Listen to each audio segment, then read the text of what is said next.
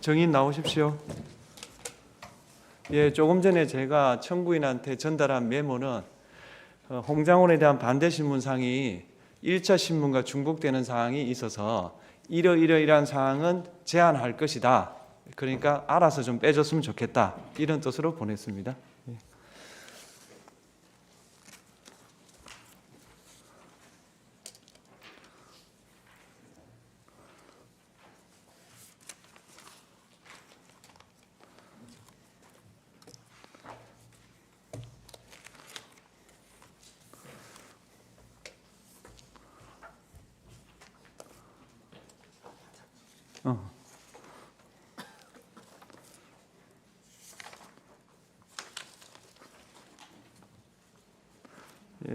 한 번 더 말씀드리면 홍장원 정의는 2차 신문이고 1차 신문을 했기 때문에 1차 신문에서 질문하고 답변 나왔던 것을 또 확인하는 것은 저는 불필요하다고 생각합니다.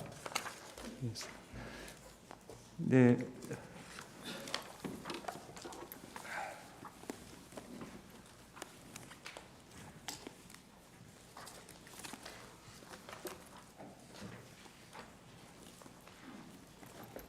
예, 두 번째 정인에 응해 주셔서 고맙습니다. 예, 감사합니다. 자료를 좀 정리해 왔다. 그걸 좀 보고했으면 좋겠다. 이런 말씀하셨는데 그 자료를 저한테 보여주십시오. 예, 제가 보고 적절 여부를 판단하겠습니다.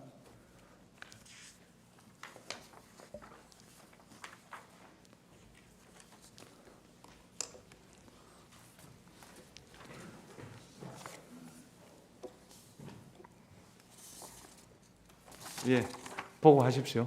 뭐 별 문제가 없습니다. 보고하셔도 되고요. 네. 지난번에 1차 때 정인 선서를 하셨습니다. 네. 그 선서의 효력이 유지가 됩니다. 바꿔 말하면 오늘도 거짓말 하시면 위정죄로 처벌받는다. 그런 내용입니다. 네. 그리고 정은 거부권 고지는 지난번에 해드렸고요. 네. 다 이해하셨죠? 네. 예.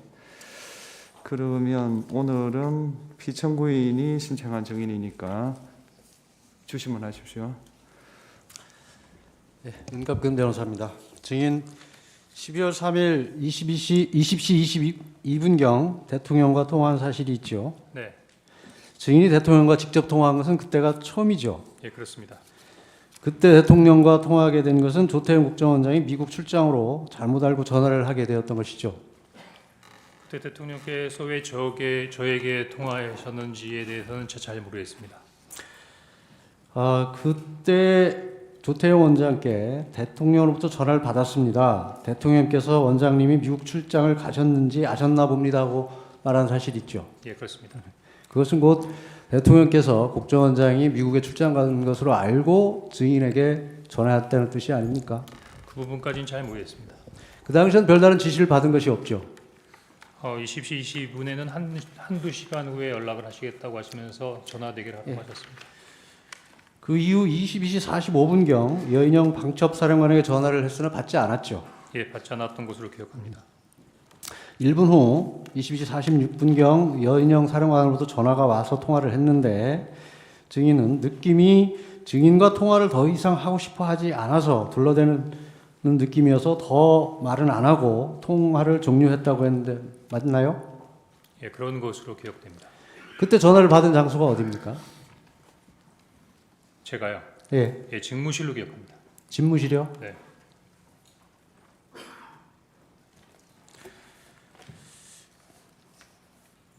그때도 여인영 사령관이 바쁘게 움직이고 있어서 제 말에 바로 대답을 하지는 않고 여기저기 지시를 하는 것 같아서 상당한 시간 대답을 하지 않다가 상당한 시간 폰만 들고 다른 일을 하고 있는 것 같아서 더 이상 통화가 어렵다고 생각해서 알았어 하고 끊었다고 했는데 맞나요? 그랬던 것 같지는 않습니다. 증인이 검찰 조사에서 그렇게 진술을 했던 것인데 그러면 잘못 얘기한 건가요? 22시 46분에 그렇게 얘기했습니까? 예. 예. 그러면 사실인가요?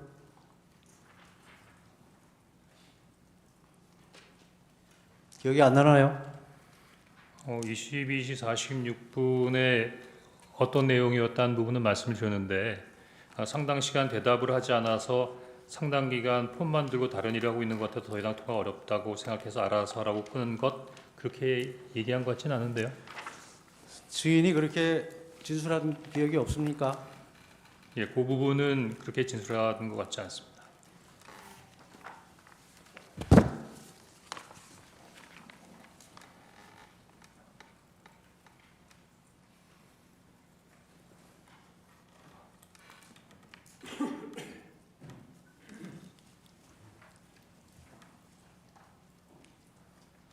여기 보면 여사람과도 바쁘게 움직이고 있어서 제 말에 바로 대답을 하지 않고 여기저기 지시를 하는 것 같아서 상당한 시간 대답을 하지 않다가 저 정도의 말만 했고 상당한 시간 폰을 놓고 다른 일을 하고 있는 것 같아서 제가 더 이상 통화하기 어렵다고 생각해서 알았어 하고 끊었습니다. 이렇게 진술했죠? 예, 저기 문건을 보니까 그렇게 진술한 것 같습니다. 그러면 어느 게 이렇게 진술한 게 맞는 거죠? 네. 이렇게 통화한 것이 맞는 거죠? 네, 그렇습니다. 22시 53분경 대통령으로부터 전화가 와서 통화를 했죠. 그렇습니다. 이때는 조태용 국정원장이 국내에 있다는 것을 대통령이 알고 있던 시점이죠. 그 부분에 대해서는 제가 잘 모르겠습니다. 증인은 대통령과 통화한 후 22시 58분경 여인영에게 전화를 걸었죠. 그렇습니다. 앞에서 말씀드렸듯이 여인영이 비협조적으로 전화를 받는데 다시 전화를 건 이유는 무엇인가요? 대통령께서 방첩사를 지원하라고 말씀하셨던 지시사항을 수명하기 위해서였습니다.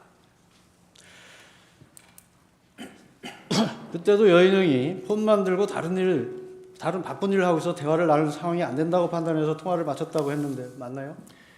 예, 아까 그 첫 번째 내용하고 비슷한데 제가 22시 53분과 23시 06분에 진술한 내용에 대해서 조금 정정할 필요성을 좀 느끼고 있습니다. 정정이 아니고 그렇게 진술한 게 맞습니까? 조사에서 그렇게 진술을 했는데 진술한 것이 맞습니까? 검찰에서는 진술했는데 지금 다시 한번 생각해 보니 22시 53분과 23분의 내용이 조금 혼동된 부분이 있어서 정정할 필요가 있다고 말씀드렸던 겁니다. 그 당시 진술한 게 정확하겠습니까? 지금 두 달이 지난 시점에서 기억하는 것이 정확하겠습니까? 당시에는 제가 검찰 조사 받을 때 병원에 입원한 상태에서 전화를 받았었고 병상에서 투약한 상태에서 알겠습니다. 예, 그 당시 통화한 장소는 어딘가요? 언제 말입니까?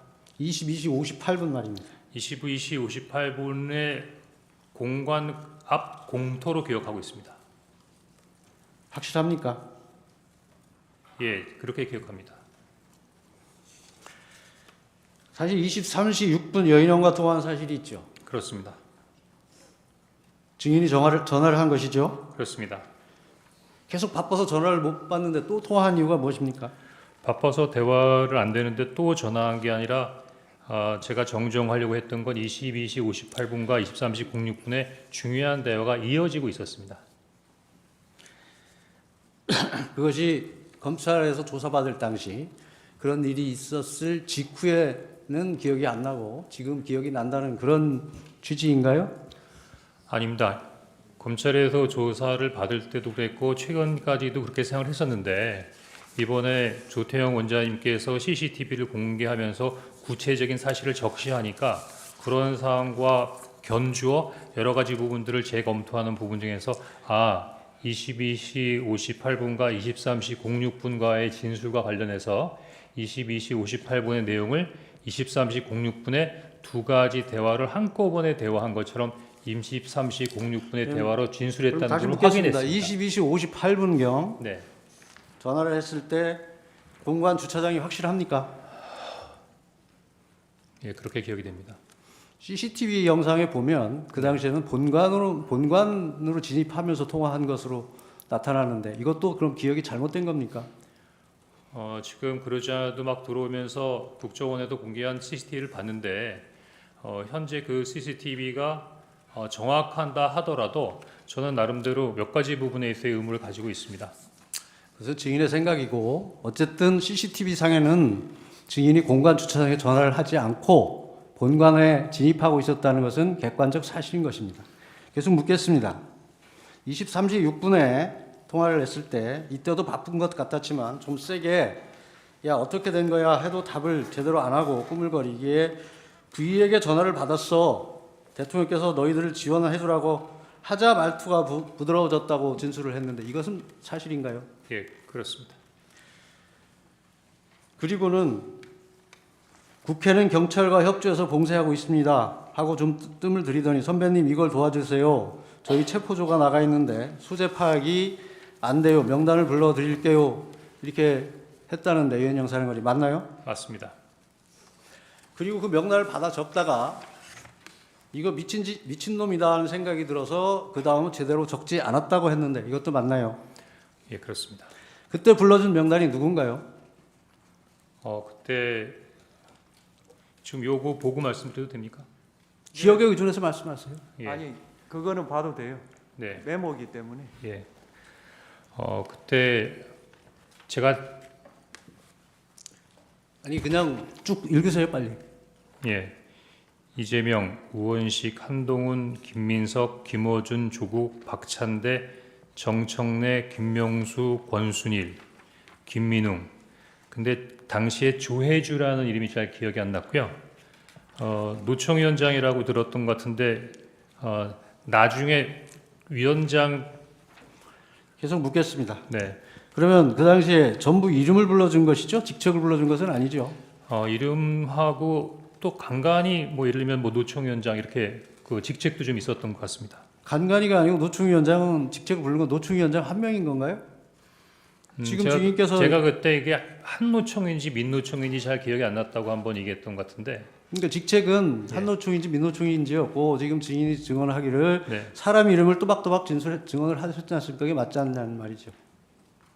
다시 한번 말씀해 주시겠습니까? 증인이 지금 사람 이름을 얘기했고 네. 직책 얘기는 한노총인지 민노총 위원장만 얘기를 하셨잖아요. 네. 그러니까 다 그때 이름도 얘기했습니다. 이름도 얘기했는데 제가 정확하게 그러니까 직책을 얘기한 건 노총 위원장 뿐이라는 말씀이죠.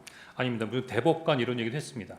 그러니까 처음에 이재명, 우원식, 한동훈 이렇게 하다가 이름은 그러니까 이유는 잘 모르겠는데 하여튼 본인이 어떤 명단을 읽다가 그렇게 얘기를 했던 알겠습니다. 것으로 기억합니다. 그리고 유현영 사령관이 계속 1조, 2조 축처 검거 후에 방첩사 구금시설에서 감금 조사를 할 예정입니다. 그리고 지금 제일 급한 게 검거를 위한 위치 추적인데 위치 추적을 부탁드립니다라고 한 것이 맞나요? 그렇게 기억하고 있습니다. 그때 유현영과 통화하면서 메모를 받아 적은 장소가 어딘가요? 제가 검찰 진술을 처음부터 할 때부터 받아 적은 정서를 관저 앞에 있는 공간 공터라고 생각했는데 아까 말씀드린 대로 약간의 기억을 보정해 보니 처음에 여인영 사령관이 저에게 그 체포자 명단을 불러주겠다고 했던 거는 그 공터에 있는 22시 58 상황이었던 것 같고 그 이후에 그 명단을 받아 적은 것은 23시 06분에 사무실이었던 것 같습니다. 12월 3일이면 겨울입니다. 바깥에서 메모를 한다는 것은 극히 이례적이고 추운 상황이었을 수 있습니다. 그것을 장소를 혼동한다는 것은 말이 안 된다고 생각하지 않습니까?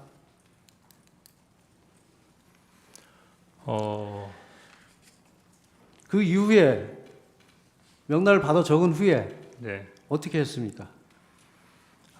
명단을 받아 적은 게 23시 06분 이후라고 하면 23시 30분에 아마 정무직 회의가 준비되어 있었기 때문에 아마 그 회의를 가려고 했는데 그 회의에 참석하기 전에 보좌관을 불러서 막 적었던 명단을 다시 옮겨서 정서하라고 했던 것 같습니다.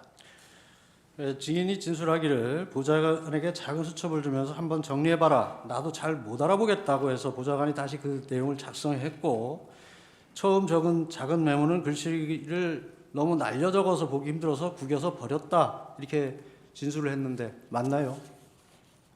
일단은 그 두 번째 메모를 옮겨 적인 것을 받은 다음에 두 번째 메모가 있으니까 아니 그러니까 더 이 이상 진술한 게 맞냐고만 묻습니다. 보통 자기가 쓴 것을 자기도 못 알아보는데 네. 그것을 보좌관에게 정리시킨다는 것이 상식에 부합하지 않을 뿐만 아니라 지금 증인이 진술하였듯이 그 엄청난 명단을 불러줘서 미친 짓이다까지 생각했던 명단을 보좌관에게 정리시킨다는 것은 이게 상식에 부합한다고 생각하십니까? 지난번 변론 때 그 조태용 국정원장님께서 내부 조사를 통해서 그 보좌관에게 제가 지시를 했고 정소토록 했다는 부분의 조사 결과를 직접 말씀하셨던 것 같은데요.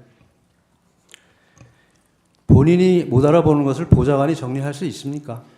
그 보좌관이 제가 잘 못 알아보는 글씨로 몇 번 정서를 부탁했던. 이 보좌관이 누군가요? 지금 보좌관은 현재 국정원에 근무하고 있는 직원입니다. 예, 누구 이름은 밝힐 수 없나요? 지난번에 조태용 원장님도 어떤 직원에 대한 성명을 얘기하는 부분에 대해서 말씀하셨는데 제가 숨기려고 하는 것이 아니고 국정원 알겠습니다. 직원에 대해서는 이 인원과 보좌관이 조직에 대해서는 증인의 이 보좌관이 메모를 정서했다는 이 보좌관이 현대고등학교를 졸업한 한동훈 전 대표의 친구는 아닌가요? 제 보좌관의 친구들이 어떤 사람인지까지는 제가 기억하지 못하고 있습니다.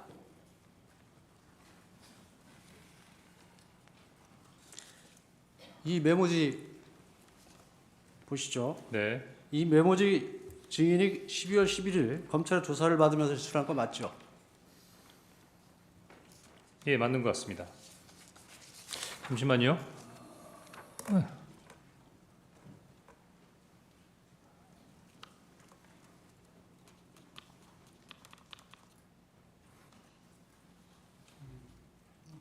아닌가요? 맞습니다. 예.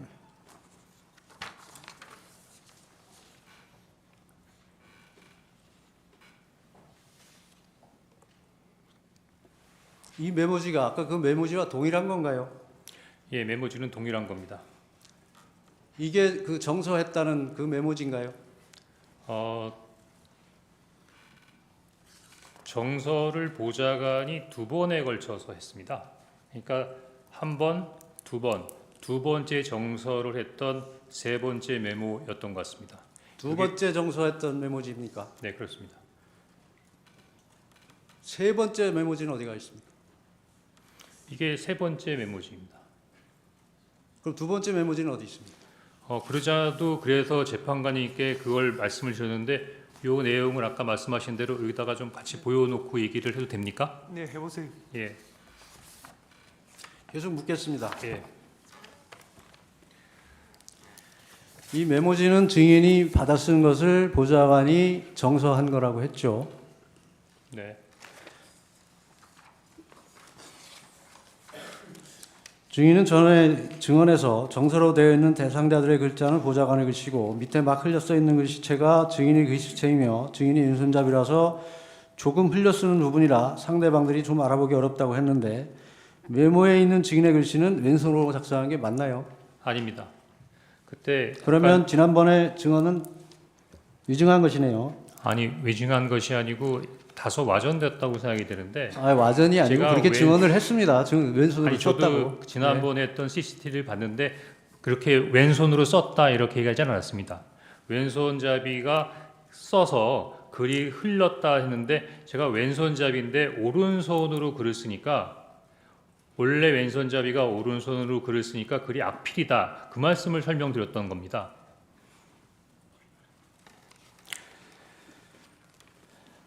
증인은 검찰 조사에서 아까 명단을 적다가 이거 미친놈이다라고 생각이 들어서 그 다음은 제대로 적지 않았다고 했는데 그러면 메모지에 빠진 사람이 누굽니까?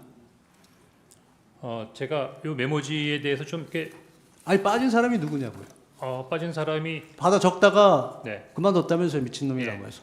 그래서 10명을 쓰고 2명을 못 썼었습니다. 그 두 명이 누굽니까? 지금 기억하기로는 양정철과 조혜주입니다.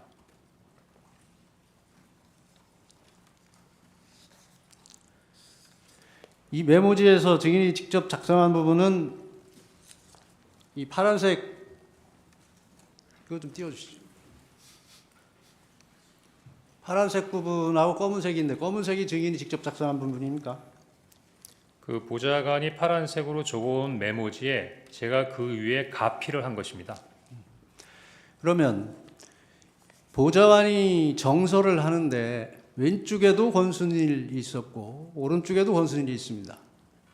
이게 왜 이렇게 됐죠? 이미 잘 아시겠지만 제가 그 첫 번째 쓴 메모를 정서해서 그러면서 이거 잘 모르는 사람들이 있다라고 했더니 그 두 번째 메모는 이름에다가 인적 사항을 부기해서 가지고 아니 왔었습니다. 그런 것이 아니고 그래서 보고 그- 증인이 작성한 메모를 보고 정서를 한다면 네, 왼쪽에도 권순이 이름이 예, 있고 그게 두 번째 메모입니다. 그러면 예, 증인이 권순이 이름을 두 번 적었던 것을 보고 뺏긴 겁니까? 아닙니다. 지난번에 제가 말씀드렸지만 그 아무튼 문서를 보고 정서하는 사람 입장에서는 앞에 것을 그대로 옮겨 적는 것입니다. 옮겨 그렇죠. 적는데 같은 사람의 이름이 두 번 들어간다는 것은 있을 수 없는 일이라는 것을 말씀드리는 거고요. 예, 송구하지만 이 첫 번째 말고 두 번째 종이를 올려주시면 충분히 이해가 됩니다. 그걸 보고 이해하실 수 있도록 설명드리겠습니다. 계속 묻겠습니다. 네, 여기 계속 아까 이름을 불러줬다고 했는데 네, 이 메모지에 보면 이 메모지 좀 띄워주시죠. 이 딴지일보가 있습니다. 그러니까 제가 이 설명드리 딴지일보라고 지금 들어가는 것이 이름이 아니고 이게 이상하지 않나요? 예, 그러니까 이상하시잖아요. 그러니까 그 제가 설명하는 거를 들으시면 그 궁금증이 해소가 될 수 있다고 말씀을 계속 드리고 있는 중입니다.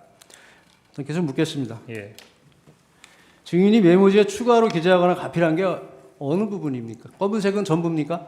지금 까만색으로 되어 있는 글 비슷하게 흘려 쓴 글씨 그게 다 제 거라고 생각하시면 되겠습니다.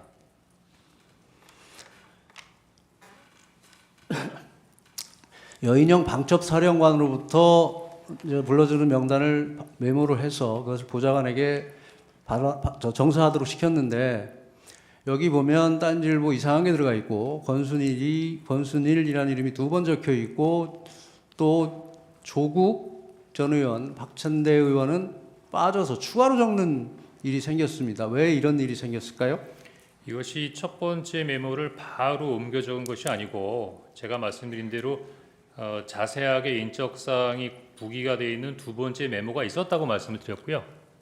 요거는 보좌관이 두 번째로 적었던데 기존에 있는 명단을 그대로 보고 적은 게 아니라 한번 적어봐 이름만 해서 두 번째 메모를 보지 않고 자기가 생각나는 대로 일단 적은 내용이고요. 그러면 두 번째 정서로 두 번째 메모, 정서한 두 번째 메모를 주지 않고 네, 그냥 또 기억에 의존해서 적어봐라 이렇게 예. 시켰다는 건가요? 맞습니다. 그 이유가 뭔가요? 제가 당일날은 너무 정무직회의, 산하부소장회의 개별적으로 원장님께 보고드리는 과정, 그런 상황을 모니터하면서 굉장히 바쁜 상황이기 때문에 이 부분을 챙기지 못하다가 아니 메모지가 이미 정서가 됐는데 3차 또 정서를 다시 작성하게 기억에 의존해서 작성시킨 이유가 다음 날 뭐죠? 오후 4시 정도에 2월 4일 오후 정도엔 시간이 굉장히 여유 있는 시간이 있었습니다. 그래서 바빠서 확인하지 못했던 이 명단을 가지고 꼼꼼히 챙겨보다가 저 첫 번째 메모 한번 증인 보세요. 예, 두 번째 메모는 첫 번째 메모를 보고 정서를 한 것인데 그 두 번째 메모를 주지 않고 기억에 의존해서 다시 작성한다는 것이 말이 된다고 생각하십니까? 그게 시간이 있어서 했다는 게 그게 지금 이유가 된다고 생각하시나요? 제가 아까 말씀드린 대로 10명의 명단을 받았고 2명은 굉장히 좀 약간 어떤 사람일까라는 부분에 대해 궁금함이 있었고 계속 이게 묻겠습니다. 12명이 아니라 예. 한두 사람 정도가 더 있을 거라고 하는 굉장히 궁금증이 있는 상태에서 저 혼자 어떻게 해결이 안 되는데 그래도 첫 번째 메모를 봤던 저 친구가 좀 뭔가를 기억해. 그 당시에 이미 첫 번째 메모는 폐기한 상태였죠. 그렇죠. 그러니까 전부 예. 저 메모는 예. 보좌관의 기억에 의존해서 작성한 거네요. 아닙니다. 두 번째 메모를 보고 쓴 겁니다. 물론 제가 두 번째 메모에서 두 세 번째 번째로 메모를 준 게 아니고 기억에 의존해서 작성하라고 했다면서요. 그건 세 번째 메모죠. 두 번째 메모했는데 세 번째 메모지입니다. 그래서 제가 그걸 계속 한번 묻겠습니다. 이 메모지에 동그라미 친 부분은 무슨 의미인가요? 제가 아마 민주당 의원님들이 이렇게 있다라는 생각으로 동그라미를 친 것 같은데요. 지금 생각해 보니까 의원들만 동그라미를 친 건가요?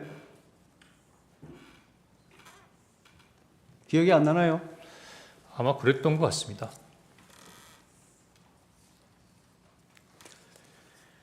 앞에서 이건 미친 짓이다 하고 적다 말았다고 했는데 굳이 이 메모를 다시 정서시킨 이유는 무엇입니까? 당시 이렇게 그 말씀은 좀 제가 뭐 약간 그런 뉘앙스가 있었다는 말씀을 드렸던 거고, 그런 것과는 무관하게 당시에 있었던 그런 부분이니, 당시 이런 일이 있었으니까 최소한 비상계엄 당시에 방첩사가 체포하려고 했던 명단이다. 그 명단 정도의 인원들은 알고 있어야겠다라는 생각으로 그 명단을 기억하기 위한 차원에서 메모를 남긴 겁니다. 그 명단을 굳이 기억할 이유가 있나요? 다른 목적을 가지고 작성됐던 것으로 보이는데 그 목적이 무엇일까요? 그 정보기관에서는 여러 가지 부분들을 많이 알려고 하는데 그 알려고 하는 부분들이 다 나름대로의 다른 의미가 있어서 그렇습니까? 더구나 계속 묻겠습니다. 네. 이 증인이 며칠 전 어느 방송에 출연해서 명단이 크로스 체크됐다는 표현을 썼습니다. 그런데 이 메모지의 명단과 여인영 전 사령관이 불러줬다는 명단이 일치하지 않습니다. 그 이유는 무엇이죠? 여인영 사령관의 명단이 따로 있습니까? 저는 그냥 여인영 사령관이 당시에 불렀던 부분들을 메모했다가 그 메모한 명단만을 가지고 있는 거지. 증인은 그 언론과 인터뷰에서 크로스 체크돼서 마치 일치한다는 뉘앙스로 얘기를 했습니다. 근데 지금 비교해 보면 두 명단이 일치하지 않는다는 얘기를 하고 있습니다. 예, 그러지 그 않아도 이유가 무엇이냐고 묻습니다. 처음에는 그러니까 증인이 그 명단을 여인영 사령관이 얘기하는 명단을 본 적은 없는 것이죠. 그 상태에서 불러주는 거를 듣고 받아 적기만 한 그러니까요. 것뿐입니다. 증인 명단만 아는 것이지 예. 여인영 사령관의 명단은 모른다는 거죠. 모르죠. 그럼에도 불구하고 언론에서는 마치 확인한 것처럼 얘기한 것을 그거는 지적하는 아마 것입니다. 12월 3일이나 계속 4일의 증인 얘기가 계속 아니고 묻겠습니다. 예, 그 이후에 여러 가지 언론의 방첩사나 조지 경찰청장의 명단이 나오니까 그런 것들을 한번 크로스 체크해봤다는 것으로. 크로스 체크 해봤습니까? 일치하던가요? 다 완벽하게 일치하지는 않는데 유사하다고는 생각했습니다.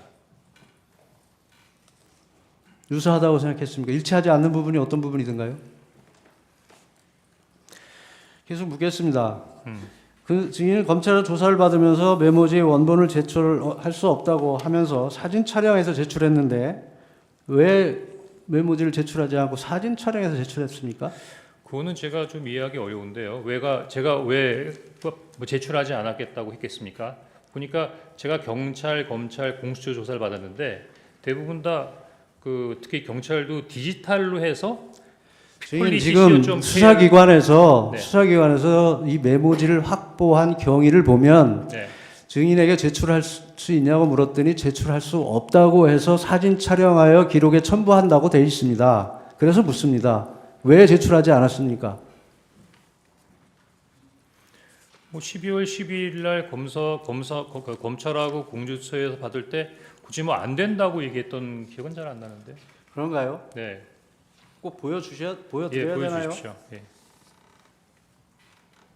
분명히 수사기관에서 제출할 수 없다고 해서 사진 촬영해서 첨부했습니다. 원본은 지금도 가지고 있나요? 예, 원본은 가지고 있습니다.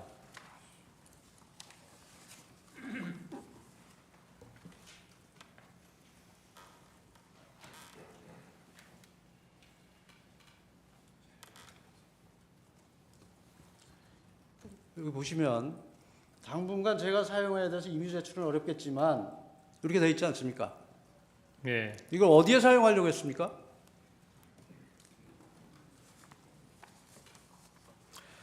메모지 우측 상단에 네. 14명, 16명은 증인이 기재한 거죠. 네, 그렇습니다. 언제 기재한 건가요? 다른 검정색 가필 할 때 같이 기재했던 그때 것 같이 같습니다. 한 건가요? 네. 여기 지금 화살표를 보면 양쪽으로 화살표가 보입니다. 네. 이 화살표는 무슨 뜻이죠? 제가 처음에 기억할 때 10명의 명단을 정확하게 기재를 했고 2명은 누가 잘 모른다고 했는데 그 모르는 사람 중에 한 사람이 선관위 관계자였다. 그래서 그 전 선관위 관계자 2명인데 그 2명 중에 한 사람이 권순이다라는 의미로 거기다가 그 화살표를 해놨던 것 같습니다. 이 검찰에 이 원본을 제출하지 않은 이유가 네. 위치 확인 지원이나 정치적 활용 목적으로 또는 민주당에 제공하기 위한 목적은 아니었나요? 12월 11일이면 벌써 12월 6일 날 정보위원장 면담을 통해서 관련된 사항들이 다 나온 부분이기 때문에 그 이후에 이걸 활용한다고 해서 무슨 다른 도움이 이 됐을까요? 명단에 보면 네. 명단에 보면 지금 증인은 10명이라고 했는데 12명이고 네.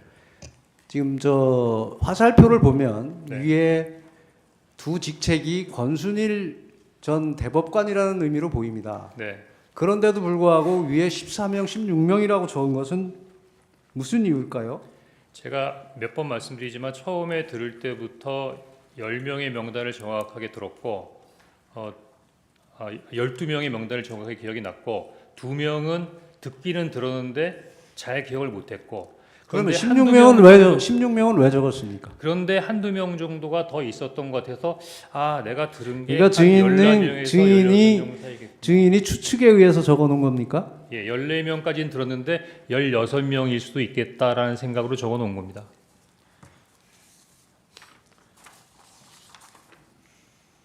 아까 검찰에 제출한 거 보면 16명을 지웠습니다. 그렇습니다. 왜 지웠나요? 12월 11일 검찰 조사를 받으면서 검사에게 관련 메모에 대해서 설명을 했습니다. 설명을 요구했습니다. 그래서 그러면 쭉 지운 것이 검찰에서 조사 받으면서 지운 건가요? 그렇습니다. 그때 검사가 14명입니까? 16명이라서 제가 16명을 14명입니다. 증인은 이 메모지를 민주당 박선원 의원에게 제공한 사실이 있나요? 예, 제공한 사실이 있습니다. 지난길 법정에서 소추인 측 대리인이 물었을 때 박선원 의원이 며칠 뒤에 따로 연락하여 내가 설명을 못 들었으니 한 번 더 설명을 해달라고 해서 증인이 가지고 있던 메모를 박선원 의원의 휴대전화로 찍은 것이라고 했는데 맞나요? 제가 12월 9일부터 한 일주일 이상 병원에 입원해 있는 상황이기 때문에 뭐 누구를 만날 수 있는 상황이 아니었고요. 그러면 박선원 의원이 증인이 입원해 있는 병원에 와서 자신의 박선원 의원 핸드폰으로 찍어간 거 맞나요? 아닙니다. 통화를 한 적이 없고 아마 저한테 카톡을 했던 것 같습니다. 그럼 이 사진은 언제 전달했습니까? 제가 기억하기로는 검찰 조사를 받기 직전이었던 것 같습니다. 그러면 어떤 방법으로 카톡으로 보냈습니다. 카톡으로 예. 보낸 것입니까? 전송해줬단 말인가요? 그렇습니다. 예. 이 메모지를 보면 이 어디 바닥에 놓고 찍은 것 같습니다. 네. 이 매트리스 같은데 이 사진 찍은 장소가 어딘가요? 저희 집입니다. 집에서 찍으신 건가요? 네. 저희 집에 강아지가 있는데요. 그 강아지가 미끄러지지 말라고 요 밑에 고무 같은 패딩을 바닥에 깔아놨기 때문에 아마 그것으로 보입니다. 무늬로 봐서. 재 주신 분 때 또 하겠습니다. 네. 반대 신문하시죠.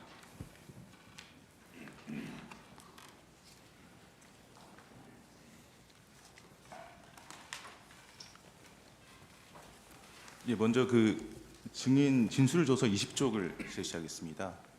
그 증인 검찰 조사 받으실 때 메모 원본도 들고 조사 받으셨죠? 그렇습니다. 그래서 검사에게 이제 보여주셨고요. 네. 그래서 이제 여기 보시면 이제 원본을 제출할 수 있는지 물었는데 현재로서는 이제 원본의 이미 제출은 힘들고 일단 이제 사진을 촬영하도록 해서 제출하신 것이죠. 맞습니까? 그래서 제가 감히 그 상태에서 검찰의 검사께서 가져가겠다고 하는데 안 드리지는 않은 것 같고요. 제가 아마 참고인이니까 피의자가 아니라서 압수수색할 수는 없는 부분이고 아마 저한테 뭐라고 말씀하셨는데 뭐 사진을 찍어가도 괜찮다 이렇게 해서 그냥 사진을 찍어 가신 것 같은데요. 예. 전 알겠습니다. 도리어 그 다음에 경찰에서도 와서 그 사진을 찍었는데 그 검찰은 또 특이하게 이메일을 통해서 police.co.kr이라고 하는 무슨 이메일을 보내서 글로 넣어야 증거 효력이 있다고 해서 그래서 전 요즘에는 다 디지털식으로 증거를 수집하는 줄 알았습니다. 예. 그 이제 준비된 신문사항 여쭤보겠습니다. 1항입니다. 그 비상계엄 당시에 증인은 국정원에서 약 30년 동안 근무해서 조직에 관해서 잘 알고 계시던 상황이셨죠. 조직이 자꾸 변하니까 꼭 그렇다고 할 수 없지만 그래도 대체적인 부분에 있어 이해도는 높다고 판단합니다. 예, 그 조태용 국정원장은 국정원에 오신 지 1년도 채 안 되던 시점이었죠. 네, 예, 2항, 3항 생략하겠습니다. 4항, 5항도 생략하겠습니다. 6항입니다. 그 증인은 그 당일 그 계엄 당일에 조태용 국정원장에게 보고하시면서 대통령으로부터 전화를 받았습니다. 대통령께서 원장님이 미국 출장을 가셨는지 아셨나 봅니다라고 이제 말씀하신 것 같은데 그 이유가 대통령이 증인에게 이제 직접 전화하신 것에 대해서 나름대로 조태용 국정원장이 기분 상하도록 하지 않도록 하기 위한 그런 차원이었습니까? 사전에 뭘 얘기한 게 아니라 그냥 추정으로 얘기한 거고요. 예. 예. 그럼 별 뜻 없이 뭐 얘기하신 그런 겁니까? 거 아니면 나한테 전화할 이유가 없는데라는 어떤 그런 뉘앙스로 원장님께 말씀드리는 말씀. 예, 알겠습니다. 7항입니다. 그 피청구인은 그 2월 4일 심판정에서 이제 이렇게 말씀을 하셨습니다. 이제 피청구인이 증인에게 계엄 관련해서 방첩사를 도와주라고 이제 지시를 안 하셨다는 취지로 만약에 계엄 관련해서 방첩사를 도와주라고 지시한 것이라면 피청구인이 방첩사령관에게 직접 전화를 해서 애로사항이 있으면 국정원 1차장에게 통화를 했으니 국정원 1차장에게 전화를 하라고 말했어야 하는데 방첩사령관에게 전화를 직접 하지 않았다 이런 취지로 말씀을 하셨어요. 그런데 그 증인은 피청구인이 비상계엄 당일에 12월 3일 23시 무렵입니다. 그 여인영 방첩사령관에게 2차례 직접 전화하신 사실을 알고 계신가요? 그 당시로서는 제가 하고 있는 거 이외에는 다른 내용들을 알 수 있는 사항은 아니었습니다.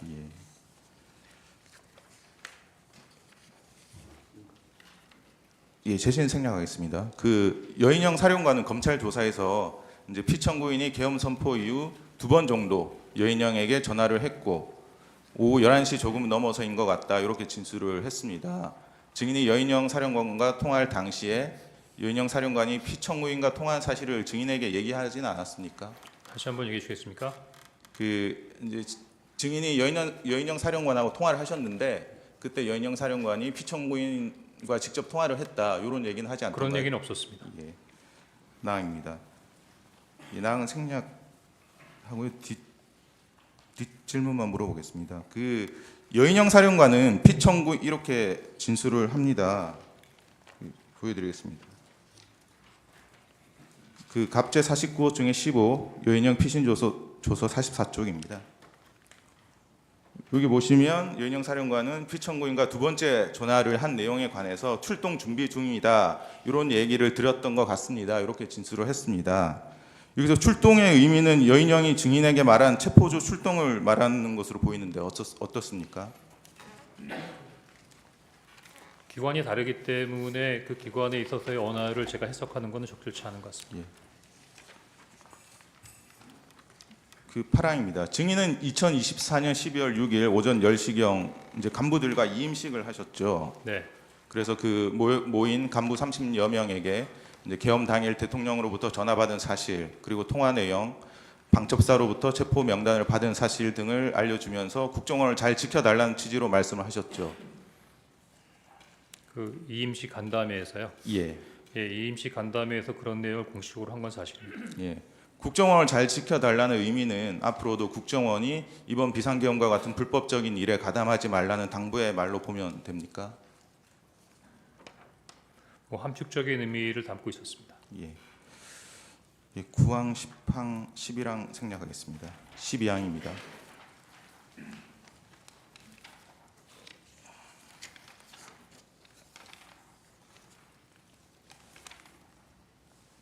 일제 171호 중에 1 메모를 제시하겠습니다.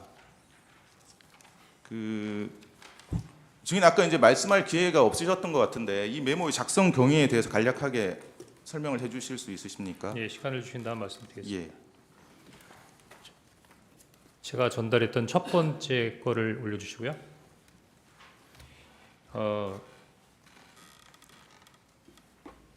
문서나 메모라고 하는 거는 중요도와 필요에 의해서 만드는 부분인데 저는 사실 지금처럼 이 메모가 중요한 부분에 있어서 가치를 갖는 증거가 될 수라고는 당시로서는 전혀 생각을 못했습니다.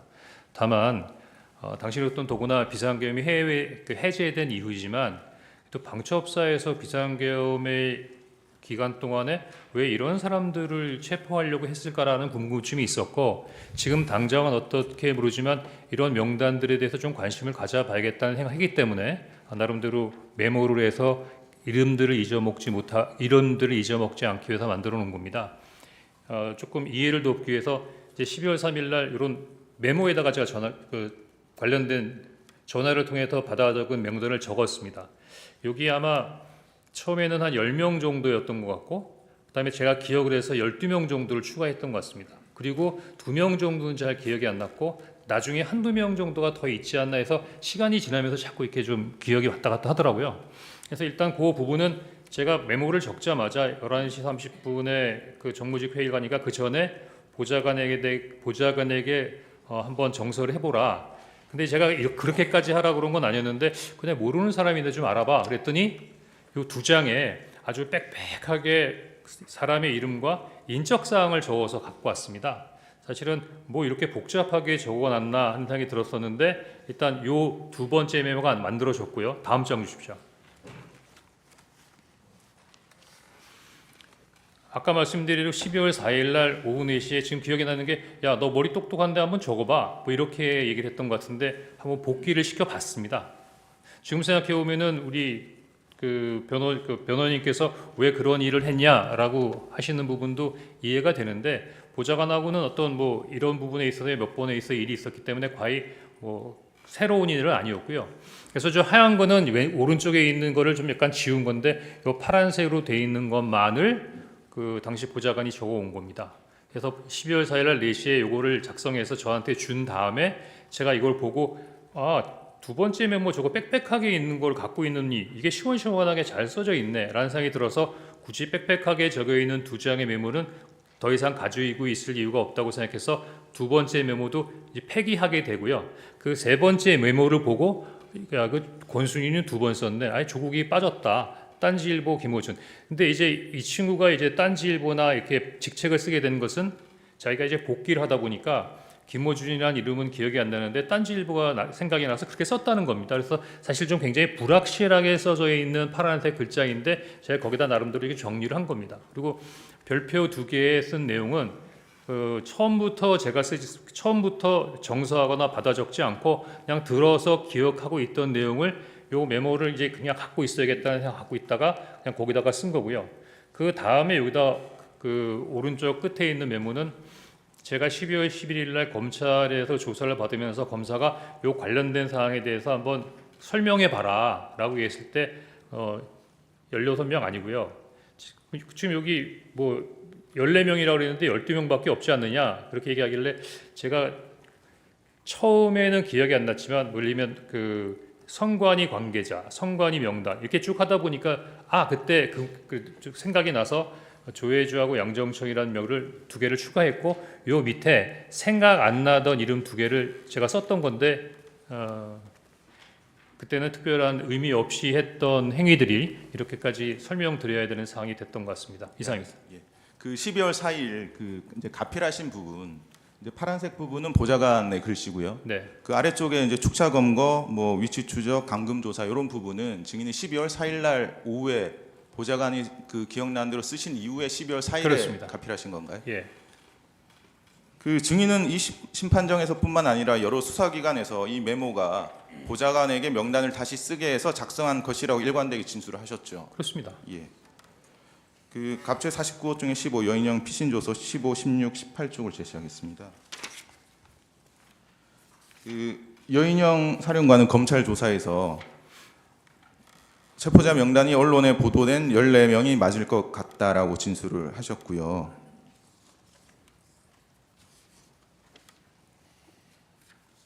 그 다음에 증인이 뭐 도와줄 것 없냐고 해서 체포자 명단을 불러주고 위치 확인을 도와달라고 했다라고 진술을 하셨습니다.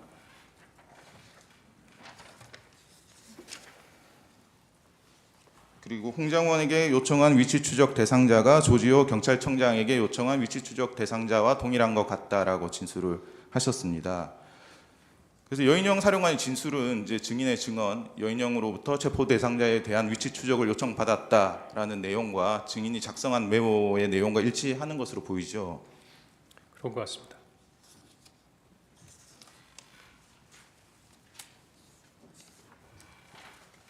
그리고 갑제 49호 중에 20 여인형 사령관 피신조서 8쪽 12쪽을 제시하겠습니다.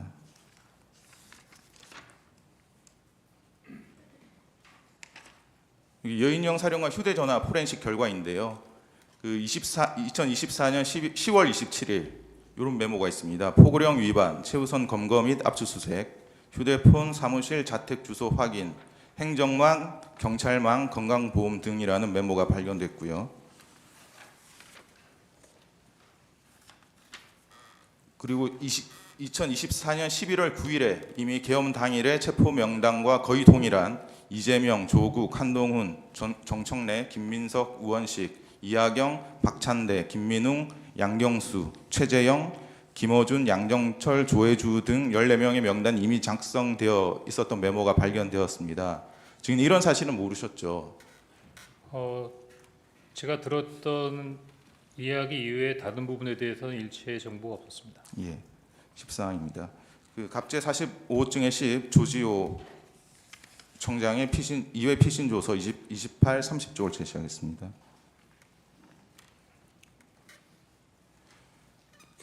조지호 청장은 이제 여인영 사령관과 두 차례 통화를 했는데 첫 번째 통화는 22시 30분에서 22시 40분경 사이였다. 첫 번째 통화에서 안보수사요원 100명을 지원해달라.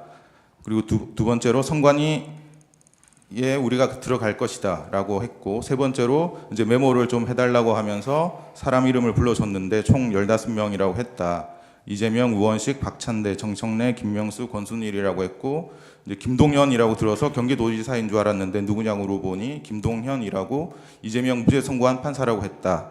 이 사람을 체포할 건데 위치 추적, 위치 파악을 좀 해달라고 했다. 근데 우리가 할 수 없는 일이라고 했다. 이렇게 진술을 하셨고요. 그다음 두 번째 통화에 대해서는 여인영이 급한 톤으로 짧게 얘기했는데 한동훈 추가입니다 라고 말했다고 진술을 하셨습니다. 조지호 진술 내용도 증인이 메모에 기재한 그 체포 명단과 거의 일치하는 것으로 보이죠. 명단을 직접 맞습니까? 읽어보지 않아서 그렇습니다만 언론에서 나온 걸로 보니까 좀 유사하다고 느꼈습니다. 예.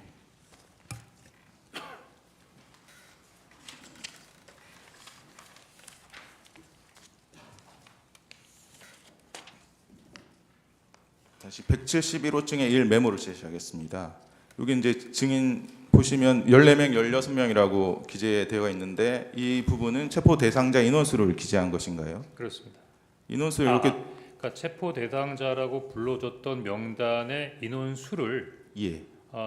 14명에서 16명 정도가 되겠다라고 기억해서 적어놓은 것입니다. 예. 그 16명 밑에는 밑줄이 있는데 이건 어떤 취지로 그으신 건가요? 16명까지일까? 예.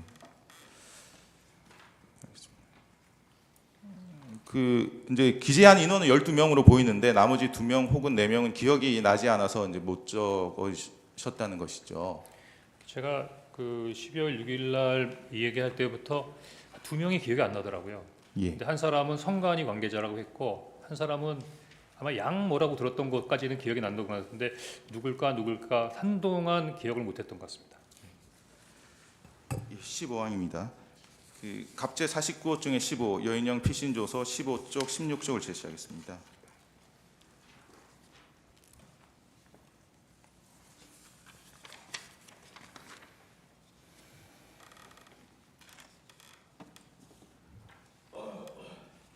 여인영은 검찰 조사에서 김용현으로부터 뭐 10명 정도 머릿속에 있었는데 장관님께 또 전화가 왔습니다. 이 3명부터 잡아라 라고 얘기를 들었고 그 3명이 이재명, 한동훈, 우원식이었습니다 라고 진술을 했습니다.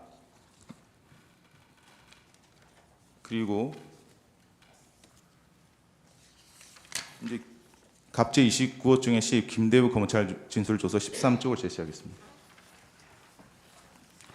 김대우 방첩사 수사단장도 검찰 조사에서 5개 정도 출동시켰을 무렵 사령관님이 연락이 와서 이재명, 우원식, 한동훈 이 3명에 집중을 하라고 했다. 그래서 이미 출동한 인원 포함해서 전 수사관에게 위 3명에 집중해서 체포하라고 했다. 이렇게 진술을 했는데 이렇게 주요 인물 3명을 먼저 체포하고 그 후에 나머지 사람을 순차적으로 체포하는 방식이 증인이 이제 메모에 기재한 1조, 2조 축차 검거 방식이 맞습니까? 그건 잘 모르겠습니다.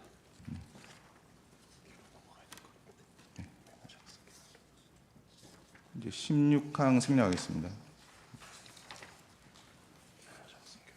18항도 생략하고요. 메모 작성 경위에 관해서 여쭤보겠습니다.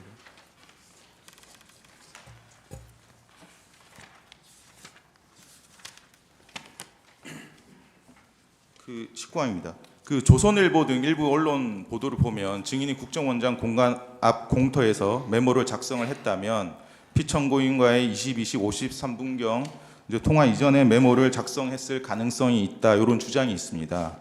그 증인이 피청구인과 22시 53분경 통화 직전인 22시 46분경 여인형과의 통화를 한 것이 유일한데 이때 여인형으로부터 체포 명단을 들었습니까? 아닙니다. 예, 가항은 답이나 생략하고요. 증인은 여인형과의 22시 46분경 통화 이후에 국정원장에게 연락을 했는데 연락이 되지 않아서 산하 부서장들에게 비상 소집을 지시하고 국정원장을 만나러 사무실에서 국정원장 공간으로 갔던 것이 맞나요? 맞습니다. 국정원 사무실에서 국정원장 공간까지는 자동차로 약 3분 거리라고 하는데 맞습니까? 네. 증인 혼자서 자동차를 운전해서 갔었나요? 아닙니다. 그때 수행원하고 운전원이 별도로 있었습니다. 그 증인은 22시 53분경 그 국정원장 공간 대기실에서 피청구인의 전화를 받았습니까? 그렇습니다.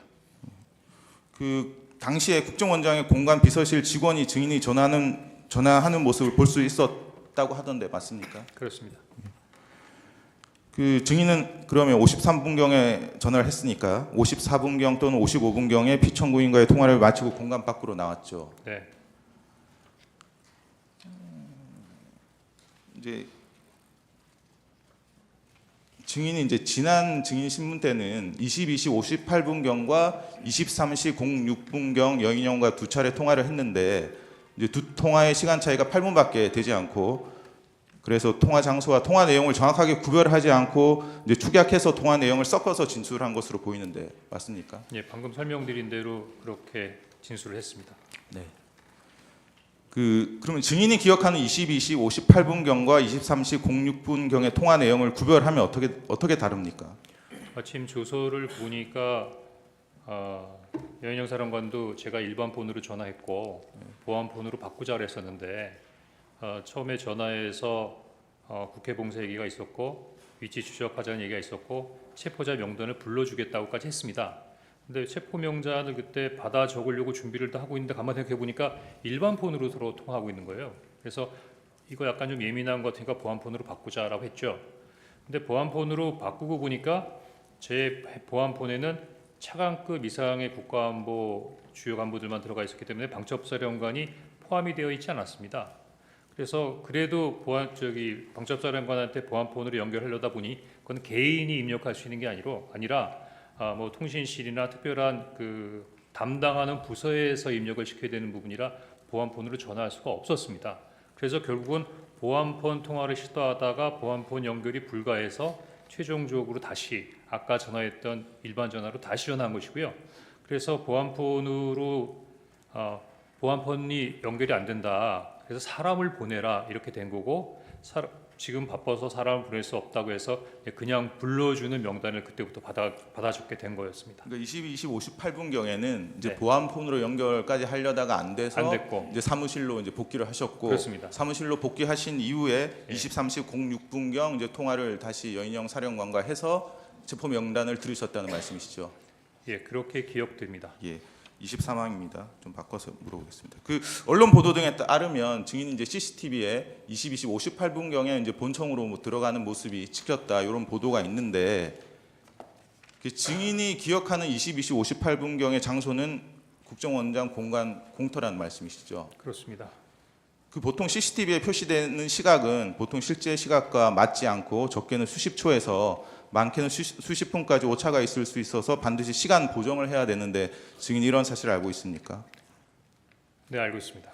그 증인이 모습이 찍혔다는 CCTV 촬영 시각이 실제 시각과 오차가 정확하게 얼마나 보정되었는지 전혀 이제 확인되지 않은 것으로 보이는데 그럼 뭐 보정이 됐다 이런 얘기 못 들어보셨죠? 그런 얘기는 못 들어봤습니다. 예. 그리고 국정원은 CCTV 일부 정보만 선별적으로 공개하고 있고 증인이 CCTV상 언제 어디서 통화하는 모습이 찍혔는지에 대해서 전혀 밝히지 않고 있죠. 네.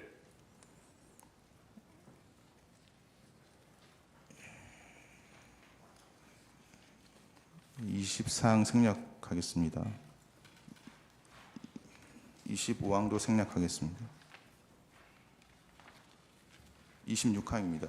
증인이 12월 4일 이제 오후에 보좌관에게 전날 밤에 작성했던 명단을 다시 작성해라고 했는데 그 당시에는 보좌관이 처음에 그 12월 3일 밤에 작성했던 메모가 없어졌기 때문에 그렇게 다시 작성하라고 하신 건가요? 아닙니다. 그럼 다시 작성하라고 하신 이유가 정확히 어떤 건가요? 12월 4일 오후에 그 명단을 쭉 보고 있으니까 계속 그 두 명이 생각이 안 났던 부분이 머리를 맴돌았고 한두 명 정도가 더 있을 텐데라는 생각이 들었는데 다시 여인영 사령한테 물어볼 수 있는 상황은 아니었기 때문에 혼자서 이렇게 할까 저렇게 할까 하다가 뭐 특별한 의미는 없지만 보좌관에게 야 너 머리 좋으니까 뭐 다시 써봐라 하고 얘기를 했고 사람이 어떤 일을 할 때 꼭 한 가지 이유로만 얘기하지 않지 않습니까? 사실은 첫 번째 메모를 그 두 장으로 나눠서 써온데 사람 이름에 가로 열고 뭐뭐뭐 해갖고서는 아주 빽빽하게 해놔서 어떻게 보면 보기가 어려울 정도로 복잡한 메모라 이거 버리고 새로 써야겠다는 생각을 했었는데 마침 이제 보좌관이 들어오길래 너 머리 좋으니까 한번 이름만 다시 한번 시원시원하게 써봐. 하여튼 뭐 이런 식으로 얘기를 했던 것 같습니다. 예. 그래서 그 파란색 볼펜으로 이렇게 이름하고 본인이 기억하려다가 기억하지 못한 부분을 직책으로 해서 이렇게 한 10명 정도를 기억해서 썼던 것 같습니다. 예. 그러면 12월 3일 밤에 작성한 체포 명단과 12월 4일 오후에 작성한 체포 명단이 동일을 합니까? 명단은 다 동일합니다. 예. 그 의제 127호증의 1 이제 홍장원 검찰 제출 자료 21에서 25쪽을 제시하겠습니다. 요 메모들이 있는데요.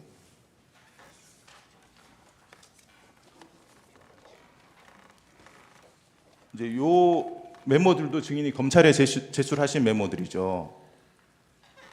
맞습니까? 제가 예. 12월 9일 날 병원에 입원할 때 굉장히 생각보다 위중한 상황이었기 때문에 지금 이거 보여주시는데 이거 서류가 잘 기억이 안 나는데요. 이거를 제가 검찰에 제출했습니까? 예, 검찰에서는 증인이 제출한 자료라고 하고 있는데 예. 이제 당시에 그 상황이 끝나고 난 다음에 그 상황을 좀 정리하기 위해서 메모를 해놨던 것 같긴 합니다. 예.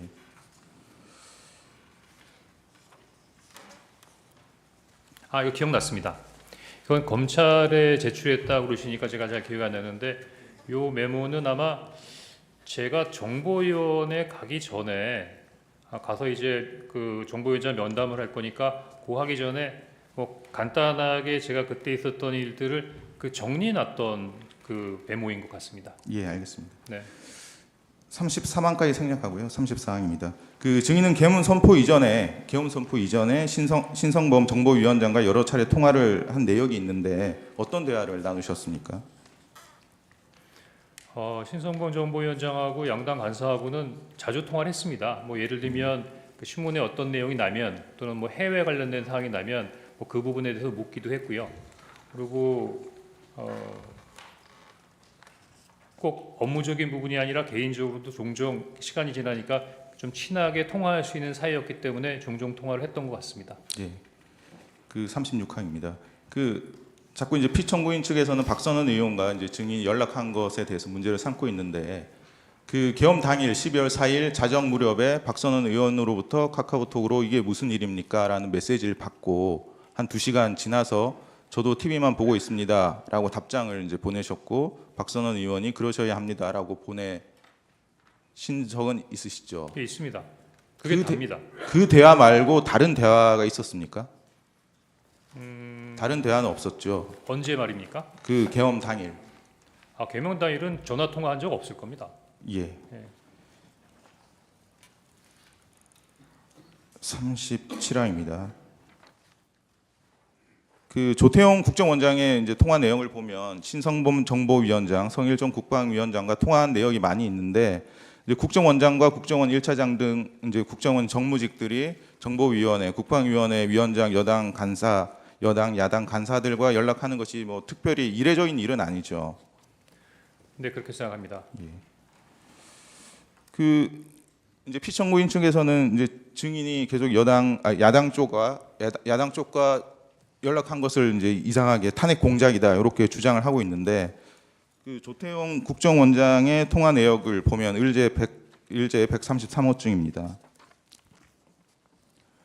그 계엄 전날 12월 2일 17시 51분 경에 이제 영부인과 문자 메시지도 주고받고요. 그리고 계엄 당일인 12월 3일 오전 09시 49분 경에도 메시지를 주고받습니다. 그 이례적인 것으로 치자면 국정원장이 영부인과 업무적이든 사적이든 연락을 주고받는 것이 훨씬 더 이례적인 일 아닙니까? 제가 평가할 사항은 아닌 것 같습니다. 또 피청구인 측에서는 이제 증인이 인사청탁을 했다 이렇게 주장하고 있는 사실 알고 계시죠? 사실무근입니다. 그 증인 김상민 국정원장 법률특보 아시나요? 예, 본 적 있습니다. 그 김상민 법률특보의 임명 경위에 대해서 알고 계십니까? 법조계 인물이기 때문에 오셨다? 뭐 이렇게 정도만 알고 있습니다. 그 증인이 해임 통보를 받으신 게 12월 5일 한 4시경입니까? 네. 그 조태용 국정원장 통화 내역 보면 김상민 법률특보와 12월 5일 이렇게 15시 41분, 16시 48분, 17시 34분, 17시 49분 이렇게 4차례 이제 통화를 주고받은 내역이 있습니다. 마침 이때가 이제 증인의 경질 통보를 받은 그 시점인 것 같은데요. 혹시 증인은 국정원장으로부터 법률특보와 상의를 해서 증인의 해임을 결정했다 이런 얘기 들으신 적 없으신가요? 그건 아니고 아마 당시 저만 경질된 게 아니라 기조실장도 같이 교체한다는 얘기가 있어서 그 기조실장의 후임으로 김상민 특보가 온다는 얘기가 있었습니다. 39항은 지난번 증인 신문에 했었는데 질문을 안 한 내용이어서 좀 여쭤보겠습니다. 그 지금 국정원이 이제 수사권 없어졌지만 북한에 관한 정보, 방첩에 관한 정보, 간첩이나 국가 안보 침해에 관한 정보를 수집하고 배포하는 국정원의 역할은 변경되지 않았죠. 네. 그리고 그 국정원은 국정원법에 따라서 국가안보와 국익에 반한 활동을 하는 내국인을 발견하고 추적하는 체계와 시스템도 갖춰놓고 있죠. 내국인이라고 하셨습니까? 예, 국가안보와 국익에 반하는 활동을 하는 내국인을 발견하고 추적하는 체계와 시스템을 갖춰놓고 있지 않나요? 예, 반국가적인 부분이라면은 안보수사국에서 그런 부분들에 대한 추적 활동을 할 것으로 생각됩니다. 그리고 국정원은 이제 수사권은 없어졌지만 이제 현장 조사, 문서 열람, 시료 채취, 자료 제출 요구, 진술 요청 등을 할 수 있는 조사권이 2024년 1월 1일부터 새로 신설돼서 시행되고 있는데 그 사실 알고 계시죠? 예, 조사권은 있다고 알고 있습니다. 네. 예, 추가 신문하십시오.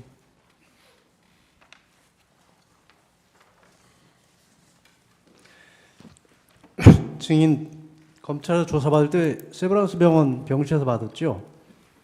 예, 강남 세브란스 병원에서 조사받았습니다. 그 입원 기간이 어떻게 되나요? 며칠부터 며칠까지 입원했었나요?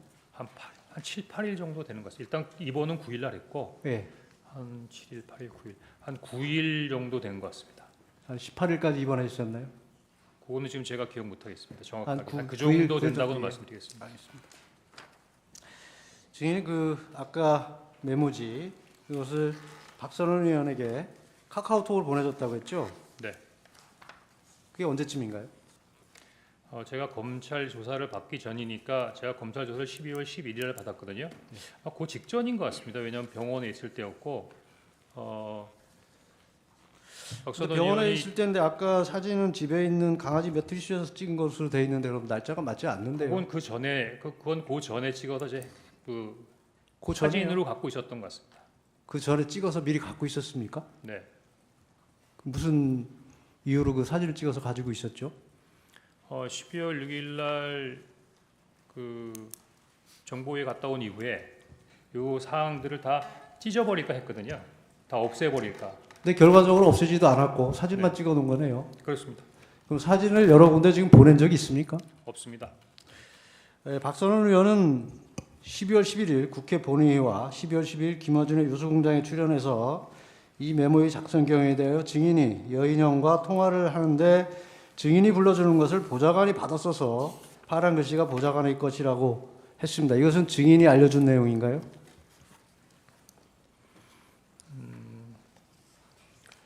어떻게 얘기를 했다고요? 제가 그 프로그램을 못 본 것 같습니다. 증인은 보좌관에게 정서시켰다고 했고 네. 박선원 의원은 네. 증인이 불러주는 것을 보좌관이 받았었다고 했습니다. 예. 계속 묻겠습니다. 예. 이 메모가 증인이 12월 6일 정부에 출석과 진술했을 때 이미 있었던 것은 맞죠? 4일, 5일에 작성했다는 것이죠? 그러니까 12월 6일 정보회에 참석하기 전에 있었다. 네. 예, 그렇습니다. 그때 왜 안 가지고 왔죠? 그냥 가지고 왔습니다. 그럼 제출 안 했습니까? 제출을 안 하고 보여드렸는데 통화 내용이나 이런 부분들에는 관심을 가지시는데 메모엔 별로 관심이 없어요. 그럼 메모를 누구에게 보여줬어요? 신성범, 이성권, 근데 김병기 아무도 의원 세 관심을 갖지 사람만 않아서 있어요. 제출하지 않았습니까? 달라는 말을 안 해서 안 줬, 그냥 가만히 있었어요. 보여는 줬습니까? 보여는 줬습니다. 그럼 아무도 달라고 하지는 달라고 않더란 하지 말이죠. 않았습니다. 왜냐하면 그때 네, 계속 그때는 제가 아니, 그거를 계속 묻겠습니다. 하니까 예, 주로 예. 메모를 하면서 받아 적었던 것 같습니다. 김병기 의원은 대통령과의 휴대전화 내역과 여인형과의 휴대전화 내역을 공개하면서 명단에 대해서는 증인이 기억한 순서라고 하면서 명단을 공개했습니다. 당시에 메모가 존재했던 건 맞나요? 맞습니다. 그 기억해서 얘기한다는 순서가 제가 막 암기해서 한 게 아니라 그 메모를 보고 쭉 읽었는데 김병기 의원이 왜 그렇게 얘기했는지 전 잘 모르겠습니다. 박선원 의원은 이 메모지를 12월 11일 국회 현안질에서 화면에 공개를 했고 12월 12일 다시 김어준 TV에서 공개를 했습니다. 이거 다 증인이 제공한 건 맞죠? 그때는 제가 병원에 입원해 있던 상황이라 그 상황에 대해서 제출한 거 제공한 건 맞죠? 증인이 제공한 건 맞죠? 박선원 박선원 의원에게. 의원이 제공한 거 맞습니다. 메모지에 1조 2조 축차 검거 후 방첩사 구금 시설 감금 조사 검거를 요청 위치 추적과 이거 증인이 직접 기재했다는 것이죠. 그렇습니다. 제가 직접 기재했습니다. 이 내용은 보좌관은 아는 내용인가요?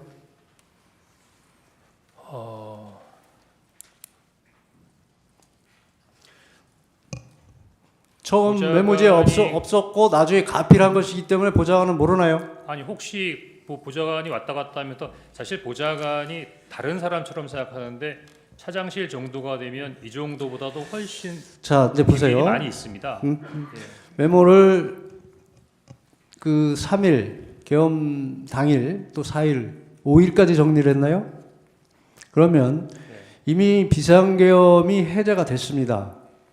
그리고 당초에 5일까지 한 게 아니라 4일날 4일 날 오후에 완성이 된 완성이 거죠. 됐습니까? 예. 그러면 이미 그때는 비상계엄이 해제된 시각이고 그리고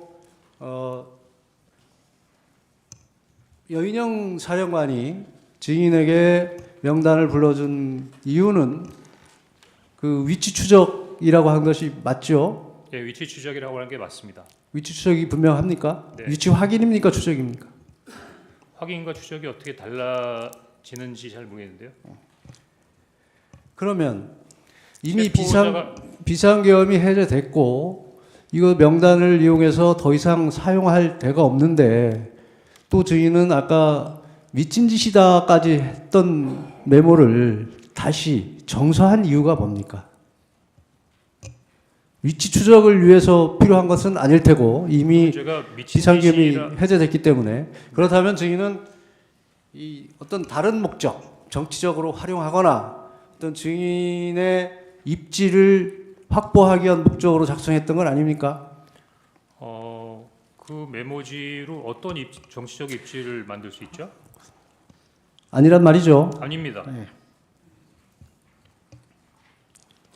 그 메모지에 아까 말한 1조, 2조 축차 검거, 방접사 구금시설 감금 조사 등에 기재한 이유는 뭐 기억력을 되살려 넣기 위해서 기재한 겁니까? 왜 기재한 겁니까?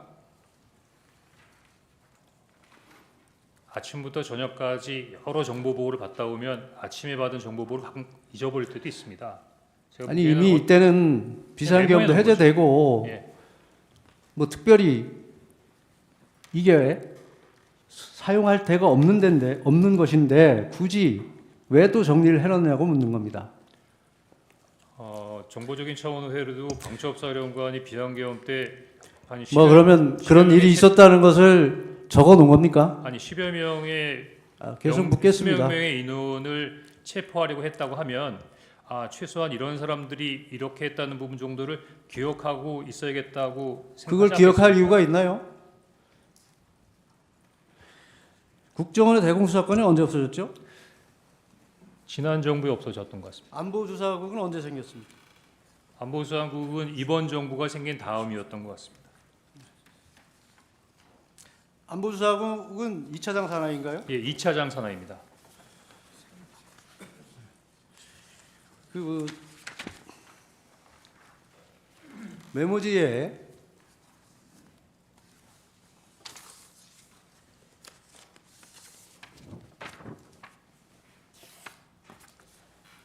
(1차) (2차) 축차 검거 또 검거 요청 뭐 이런 얘기들이 나옵니다. 근데 여인영 사령관은 증인과 통화했을 때는 체포조가 아직 나가 있을 때도 아니라고 하고 있습니다. 그런데 증인은 아까 증언에서도 체포조가 나가 있습니다라고 여인영 사령관이 얘기를 했다고 합니다. 그건 맞지 않는데 상식적으로 어떤가요? 글쎄 저는 그냥 이야기한 대로 들었기 때문에 그 체포조의 어떤 동선이나 이런 부분 이야기한 대로 적은 것이 아니고 당초 메모에 증인이 특정 목적을 가지고 이걸 기재해 넣은 것이라고 볼 수밖에 없습니다. 왜 그러냐면 이게 체포조 출동 시간과도 맞지 않고 방첩사의 구금 시설도 없고 지난 기일에 재판관님께서 물었을 때 검거 요청은 아닌데 검거 지원 요청을 잘못 기재했다고 했습니다. 여러 가지가 상식에 반합니다. 그렇다는 것은 이것이 조작되거나 특정한 목적으로 작성됐다는 것을 설명하는 이유가 그것밖에 없다고 생각한다는 것입니다.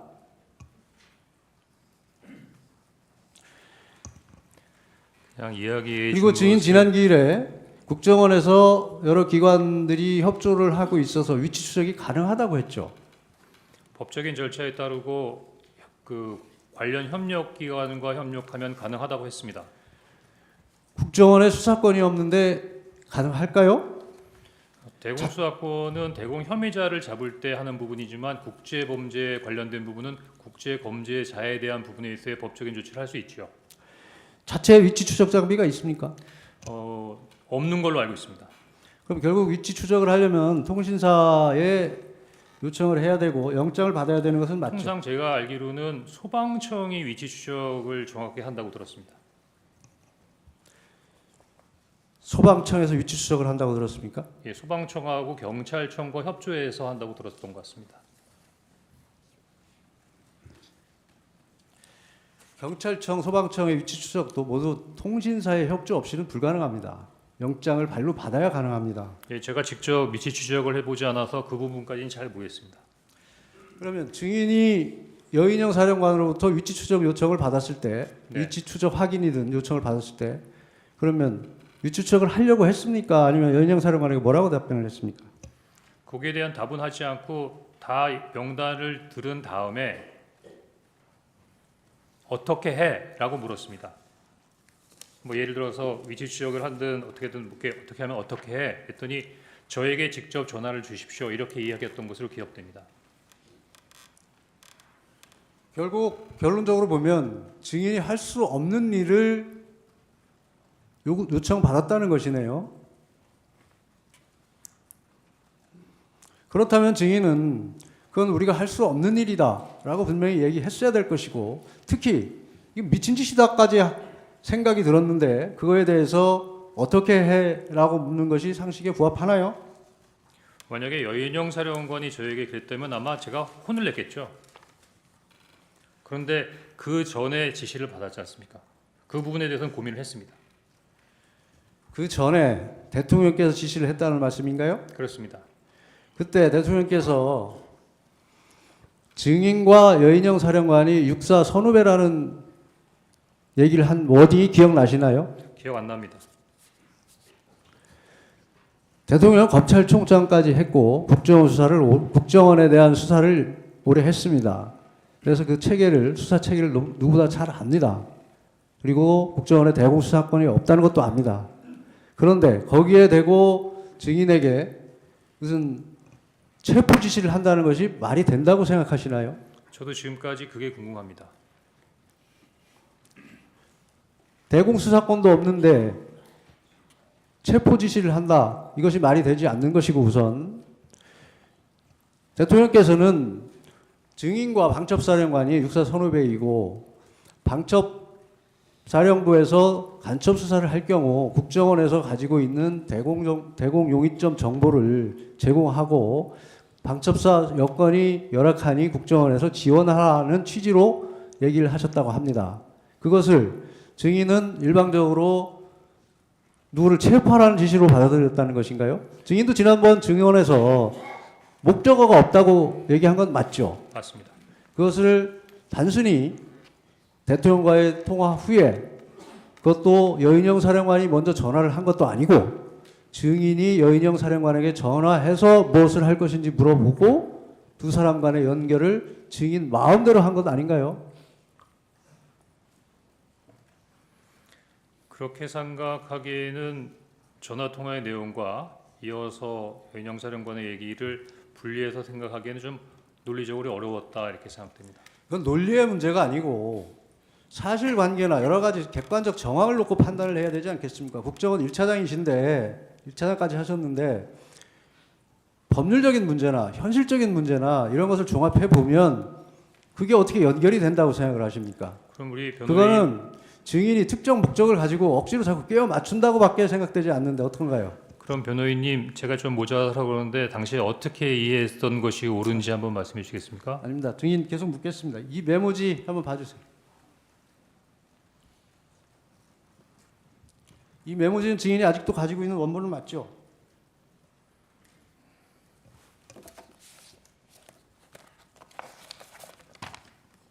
예, 가지고 있습니다. 이 메모지에 다시 아까 2차인지 3차인지 증인이 얘기하는 그 메모지에 조혜주, 양정철 두 사람이 또 추가됩니다. 네. 이건 언제 기재한 건가요? 아까 말씀드린 대로 12월 11일 오후에 검찰 조사를 받으면서 검사가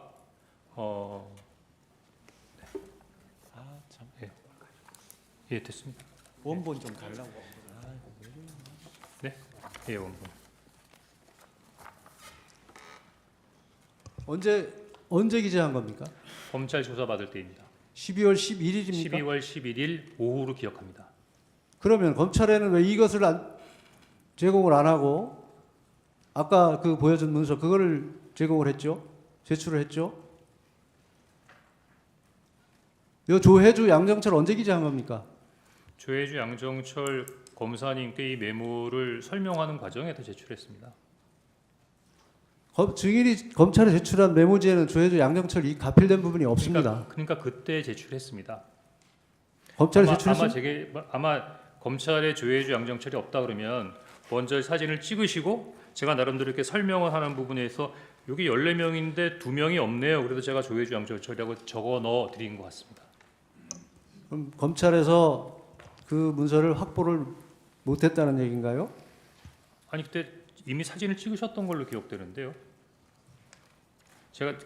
제가 얘기하는 거는 도리어 증인이 해임 통보를 받은 게 12월 5일 16시경이 맞죠? 맞습니다. 일단은 그만하시고 또 하시죠. 예, 추가 신문 하시죠. 그 메모 얘기 조금 더 여쭤보겠습니다. 그날 밤에 여인영한테 명단을 듣고 이제 그 보좌관한테 정사하라고 지시를 하셨다는 거 아닙니까? 네, 그게 원래 처음에 증인이 여인영하고 통화하면서 받아 적은 거는 포스트잇 같은 메모지는 맞습니까? 아닙니다. 포스트잇이라고 지난번에 원장님이 말씀하셨던 것 같은데 포스트잇 아닙니다. 포스트잇 아니에요? 그냥 하얀 종이였던 것 같습니다. 예. 그럼 거기에 적혀 있는 걸 보고 보좌관이 정서를 했다는 건데 그 처음 정서한 버전이 너무 빽빽하게 돼 있었다는 겁니까? 그렇습니다. 두 장으로? 예, 두 장. 메모지에 두 예, 장으로. 예. 그러면 이 정서 지시한 후에 그 정서 마치고 돌려받은 거는 정무직 회의 갔다 예, 왔습니까? 그때 회의 다 끝나고 돌아와서 사무실로 돌아오니까 아마 보좌관이 저한테 제출을 했던 것 같습니다. 그럼 원장 독대는 하기 전이고요. 아니 다 다녀온 다음입니다. 다 다녀온 다음에. 예. 그 두 장짜리에는 아까 뭐 직책도 적고 빽빽하게 적혀 있었다 그러셨잖아요. 예. 그거는 보좌관이 뭘 찾아보고 그걸 그렇게 적은 겁니까? 그러니까 제가 그 지시를 하면서 제가 아마 이렇게 좀 익숙하지 못했던 이름이고 누군지 잘 몰라서 야, 잘 모르는 사람이 있는데 누군지 좀 알아봐라고 했더니 본인이 이제 뭐 네이버나 아니면 인물 정보 같은 걸 이렇게 찾아가지고 거기에다가 이제 부기를 했던 것 같습니다. 그래서 네. 예를 들면 홍장원이면 가로 열고 몇 년생, 고향 어디, 학교 어디, 해서 좀 경력 같은 것까지 포함돼서 제가 보기엔 한 두 장에 그 굉장히 원래 그 성격도 좀 그렇지만 굉장히 빽빽하고 꽉 차게 뭘 적어왔던 것 같습니다. 그럼 자기가 뭘 검색을 해서 거기를 그렇겠죠. 약식 프로필 같이 그렇게 예, 적었던 그렇겠죠. 말씀이시네. 그러면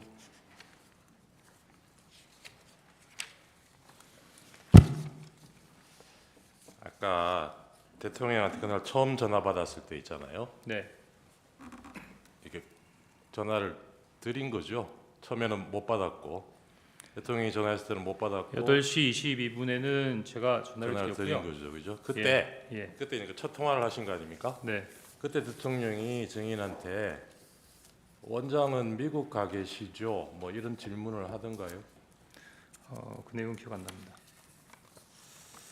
그 아까도 뭐 잠깐 얘기가 나왔는데 그 원장한테 처음 보고할 때 대통령이 원장은 미국 가 계신 줄 아셨나 봅니다. 이렇게 얘기를 하셨다고 그렇습니다. 그랬잖아요. 예. 그 만약에 대통령한테 그런 언급을 직접 구체적으로 들었다면 이 얘기를 어떻게 하셨을 것 같아요? 미국 간 줄 아시더라고요. 뭐 이 정도가 되지 않을까요? 예, 맞습니다. 아셨나 봅니다라는 건 증인이 짐작해서 그렇게 얘기하셨다는 거죠. 그리고 이게 언론 보도를 지금 옛날 걸 다시 한번 찾아보면 12월 5일 날 방첩사는 언급이 됐던 것 같고요. 이런 체포조 명단이 있다는 얘기는 보도가 됐습니다. 그런데 이게 대통령이 지시한 거하고 연결되는 거는 증인 얘기가 처음이죠. 그게 아마 12월 6일자 조선일보 기사가 처음이었던 것 같은데 세상에 알려졌던 거는 그게 맞습니까? 혹시 그 전날 이 체포조 명단 기사에 나온 거는 보셨습니까? 체포조 명단 기사가 그 전에 나왔었습니까? 12월 5일자로 예. 나왔던 것 같아요. 기억 잘 안 납니다. 안 나세요? 예.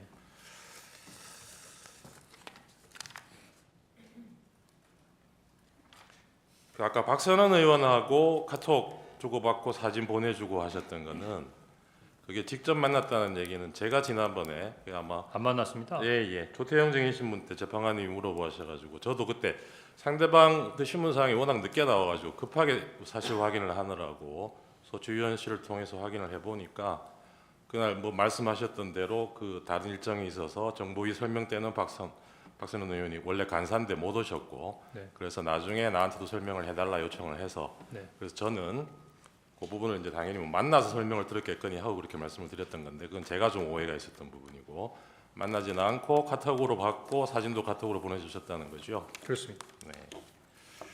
그렇게 기억합니다. 네.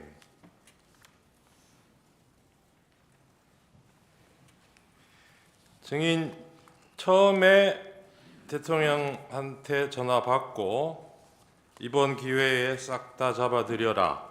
대상은 특정이 안 된 채로 그 얘기를 듣고 여인영하고 통화하기 전에는 검찰에서 어떻게 진술하셨냐면 이게 대상이 짐작으로는 반국가 세력 뭐 그런 간첩단이나 이런 사건이 터졌나 있었나 방첩사에서 그렇게 짐작하셨다고 얘기를 하셨어요. 예, 방첩사에 사건이 있는가 그렇게 생각했습니다. 방첩사에. 예.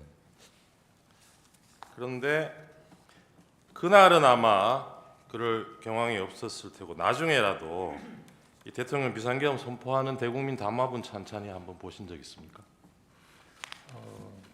그 외에도 여러 가지 일들이 많아서 담화문을 챙겨볼 수 있는 기회는 없었습니다. 지금이라도 한번 보십시오. 보면 예. 계엄 선포 이후로 반국가 세력이라는 말을 한 네다섯 번 쓰고 있습니다.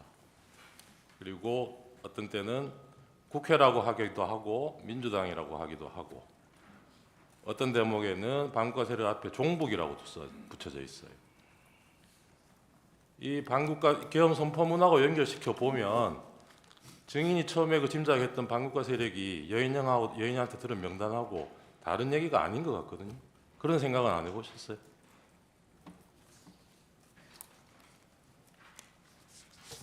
피창구 의원이 이 대국민 담화문에서 얘기하고 있는 반국가 세력은 글쎄 그 증인은 뭐 그 당시에는 그걸 모르셨다니까 나중에라도 한번 보시고 예. 판단해 보십시오. 네.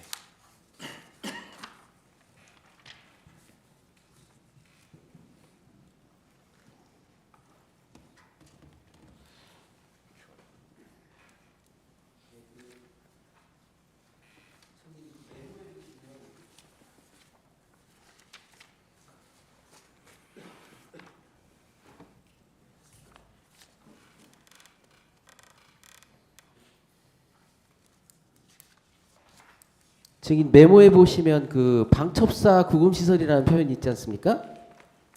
기억나시나요? 증인이 하신 메모에 보면 방첩사 구금시설. 혹시 그거 이제 여인영 그 방첩사령관한테 직접 들으신 거 그대로 메모하신 거죠? 네. 혹시 그 방첩사에 구금시설이 있다라는 거 없다라는 거 알고 계셨나요? 모릅니다. 갑 29-10호증 한번 제시해 보겠습니다. 수사기록 3928쪽인데요. 그대로 읽어드리고 나면 이게 김대우 방첩 수사단장 진술조서인데요. 그리고 나서 사령관님이 저한테 구금시설이 어디 있냐면서 방첩사에 구금시설이 있냐고 물어보았습니다. 이런 표현이 있습니다. 이걸로 보면 이제 증인께서 기재한 그 부분을 듣고 기재했다라고 보이는데 특별히 이 부분에 대해서 기억이 있으십니까? 방첩사 구금시설 이 부분에 대해서. 지금 수사단장이 얘기했던 이 내용이 저와의 대화와 관계가 있습니까? 지금 그 저번 증인신문 때 네. 그 방첩사 구금시설이 없는데 네. 왜 증인은 그런 메모를 했느냐고 그래가지고 좀 신빙성에 의심을 받았지 않습니까? 예. 그래서 제가 모른다고 했습니다. 그러셨죠? 예. 예. 혹시 이 메모를 작성할 때 네.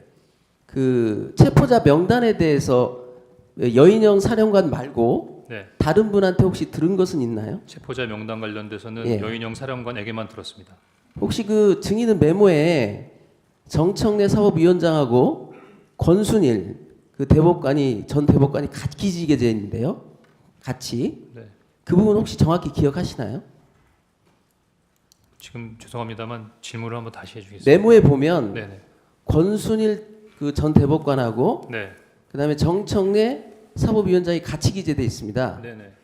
근데 이제 다른 많은 메모들이 있는데 네. 이 두 분이 같이 기재되어 있거나 네. 같이 언급된 수사 기록이 없어서 그래요. 저는 전후좌우 없이 그냥 받아 적은 것뿐입니다. 그래서 뭐 인원이 어떻게 구성되어 있는가 그런 것까지는 기억이 안 나고 그냥 받아 적어서 그 명단을 그대로 메모에 유지해 왔다 이렇게 예, 말씀드립니다. 마지막으로 한 가지만 더 물어보겠습니다. 예. 그 조지호 경찰청장 진술에 의하면 네. 체포자 명단이 처음에 15명이라고 했고 네. 그 이후에 한동훈 대표가 추가돼서 최종적으로 16명이 정리됐다고 해요. 네. 근데 증인 메모에 보면 16명인가 14명인가 둘 다 기록돼 있고 네. 오히려 16명이 삭제됐는데 네. 혹시 검찰 조사를 받으면서 네. 그 명단이 정확한지에 대해서 검사하고 좀 의견 교환이 있었나요? 아닙니다. 전혀 없었나요? 예. 그런데 16명인 걸로 혹시 오해한 특별한 이유가 있나요? 제가 첫 번째 메모를 하고 두 번째 메모를 옮겨서 다시 한번 복기를 하는 과정에 제가 말씀드렸지만 4일 오후에 이렇게 쭉 보다 보니까 그 다음날 굉장히 바쁘게 지나갔지 않습니까? 근데 12명의 명단은 확보가 돼 있어요. 근데 근데 2명은 확실히 들었어요.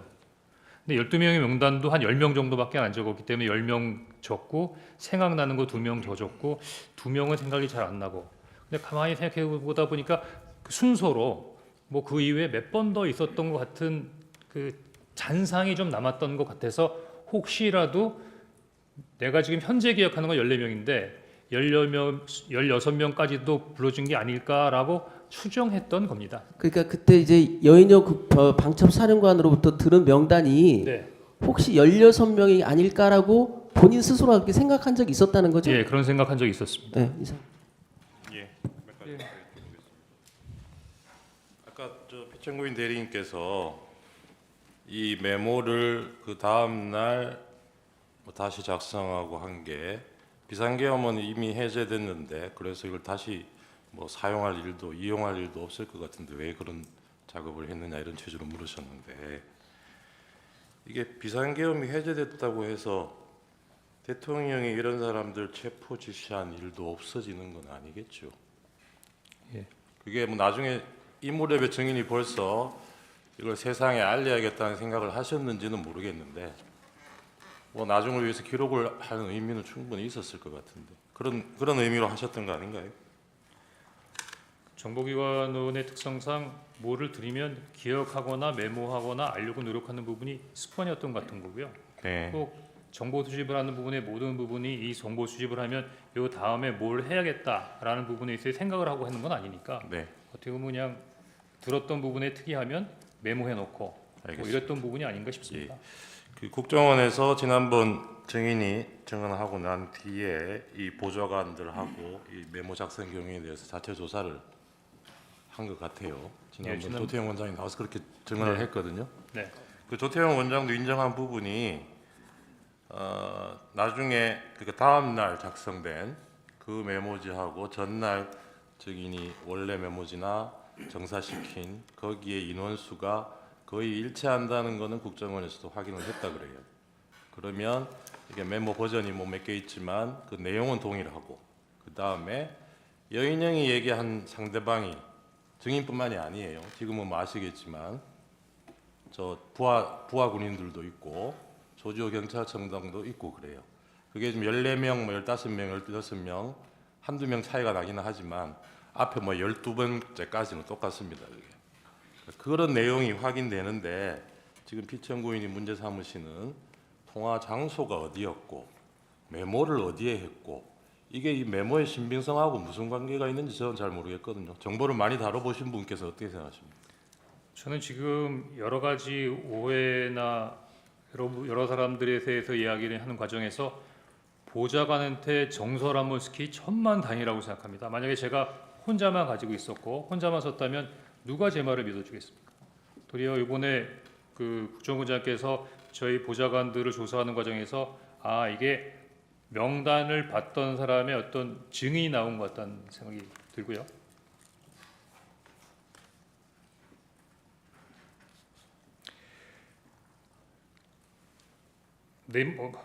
내비를 할 때도 스코프가 나오는데 결국 이루어진 것은 국정원 청사 내입니다. 제 사무실에서 3분 거리에 떨어지는 원장 집무실, 그 원장 관저, 그 선상에서 이루어진 거거든요. 네. 그러면 시간은 그 통화 내역으로 정해져 있기 때문에 이미 정해져 있고 사무실에서 관저영관까지 그 짧은 기간의 거리 내에서 이루어졌다면 그 어디서 이루어졌다 하더라도 크게 놀랄 일은 아니지 않습니까? 네, 이상입니다. 질문 재판부에서 하겠습니다. 예, 승인.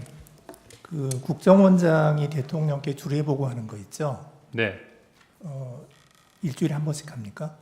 통상 그랬던 것으로 기억합니다. 지금 그 김규현 국정원장이 2023년 11월 26일에 퇴임한 걸로 되어 있고요. 그리고 조태용 국정원장이 2024년 1월 16일에 취임을 했거든요. 네, 그러면 그 중간에 한 달 반 정도 네, 기간이 비는데 네. 그 기간 동안 주례 보고는 누가 합니까? 제가 그 기간 동안에 직무 대리를 했고요. 그 기간에는 주례보를 안 했습니다. 안 필요하면 그때는 국가안보실장에게 필요한 정보를 제공했습니다. 했어요? 아, 예. 그 증인은 지금까지 그 피청구인을 총 몇 번 정도 만났습니까? 그러니까 몇 번 만났냐 예, 말씀이시죠? 만난 적. 제가 기억하기로는 6번입니다. 아까 뭐 길에서 보고 그런 거 말고 아, 그런 거 말고 6번 정도라고 기억합니다. 언제인가요? 제가 처음으로 차장으로 취임했을 때 1차장과 2차장의 취임을 축하해 주시는 저녁을 한번 했던 기억이 나고요. 식사를 같이 했어요? 예. 아, 예. 그다음에 한 4번 정도는 대통령께 독대복은 아니고 원장님하고 같이 배석해서 보고 자리에 갔던 부분이 한 4번 정도 되는 것 같고, 그때 안보실하고 그 북한 관련된 부분에 있어서 전문가 그룹의 저녁 식사를 한번 하는 자리가 있었으니까 저녁에 한 2번, 보고 자리 한 4번, 한 6번으로 기억이 됩니다. 그럼 그런 자리 이제 그 자리에 참석한 인원은 그렇게 많지 않은, 그러니까 제 말은 대통령하고 이렇게 대화가 좀 오가는 그런 식사였나요? 거기 있는 비서실이나 안보실 관계자들도 다 같이 있는 부분이니까 크지는 않더라도 원탁 정도가 채울 정도에 있어서 인원들의 저녁 식사였던 것 같습니다. 예. 그 지금 제가 이걸 물어보는 이유가 뭐냐면 그날 대통령실에서 이제 국무회의 할 때 이제 국정원장 조태영 국정원장이 그 자리에 있었다는 거거든요. 이제 그런데 그거를 제껴놓고, 그러니까 원장을 제끼고 지금 1차장한테 전화를 했다는 게 조금 약간 좀 이상하고요. 그 다음에 통화 내용 자체도 굉장히 그 단도직입적이에요. 뭐 봤지, 비상계엄 발표하는 거 이러면서 시작했다는 거니까 증인과 대통령은 이게 서로 상대방에 대해서 상당히 어느 정도 인식하고 잘 아는 그런 사이였나요? 대통령께서 어떻게 생각하시는지 잘 모르겠지만 저는 그 충심으로 모셨던 것 같습니다. 아니요, 그런 거보다는 이렇게 뭐 이런 대화가 좀뭐 전혀 뭐 초면에 이런 얘기 하기는 어렵잖아요. 뭐 초면에 하면 나 대통령인데 뭐 이런 얘기부터 해야 되는 거 아니에요. 근데 지금 지시하는 거 잘 들어. 뭐 이렇게 얘기를 해야 되는데 이건 그냥 봤지, 비상계엄 발표하는 것부터 대화가 시작됐다고 하니 그 정도 얘기할 사이가 되는 거냐고요. 그 부분에 대해서는 제가 뭐라고 답변 드려야 될지 잘 모르겠습니다. 그다음에 그 이제 그날 23시 30분에 이제 그 저기 정무직 회의를 하고 나서 이제 조태영 국정원장에게 들어가서 좀 얘기를 했잖아요. 네. 그때 이제 대통령께로부터 전화 받았습니다 하고, 대통령이 원장님이 미국 출장 가셨는지 아셨나 봅니다 하고, 뭐 방첩사 지원하라고 하십니다 뭐 이런 얘기 쭉 했잖아요. 네. 그런데 이제 그때 조금 이상한 거는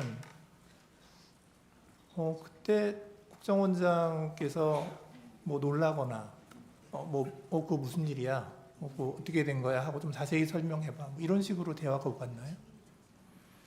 일체 답변이 없으시고 방금 말씀하신 것처럼 거기에 대해서 반응하지 않으셔서 사실 좀 당황했었습니다. 놀랐나요? 아니요, 안 놀랐습니다. 그러니까 조태영 원장이 안 놀랐다는 거죠? 네. 그럼 뭐 증인은 그때 좀 어떻게 생각을 했나요? 왜 안 놀라시지? 뭐 이런 거에 대해서 증인의 생각은 어땠습니까? 뭐 마지막에 지침이나 방향을 달라고 얘기하는데도 불구하고 그냥 자리에서 일어나시는 걸 보면서 나하고 이제 이 부분에 대해서 구체적인 부분으로 얘기하고 싶어 하지 않는구나라고 느꼈고, 당시에 통상 공직에 있는 사람들은 보고를 받고 지시를 했다는 부분들은 그만큼의 책임이 있는 부분이기 때문에 이런 상황에서 그런 부분에 있어서 책임을 안 지시겠다라는 부분을 이해했습니다.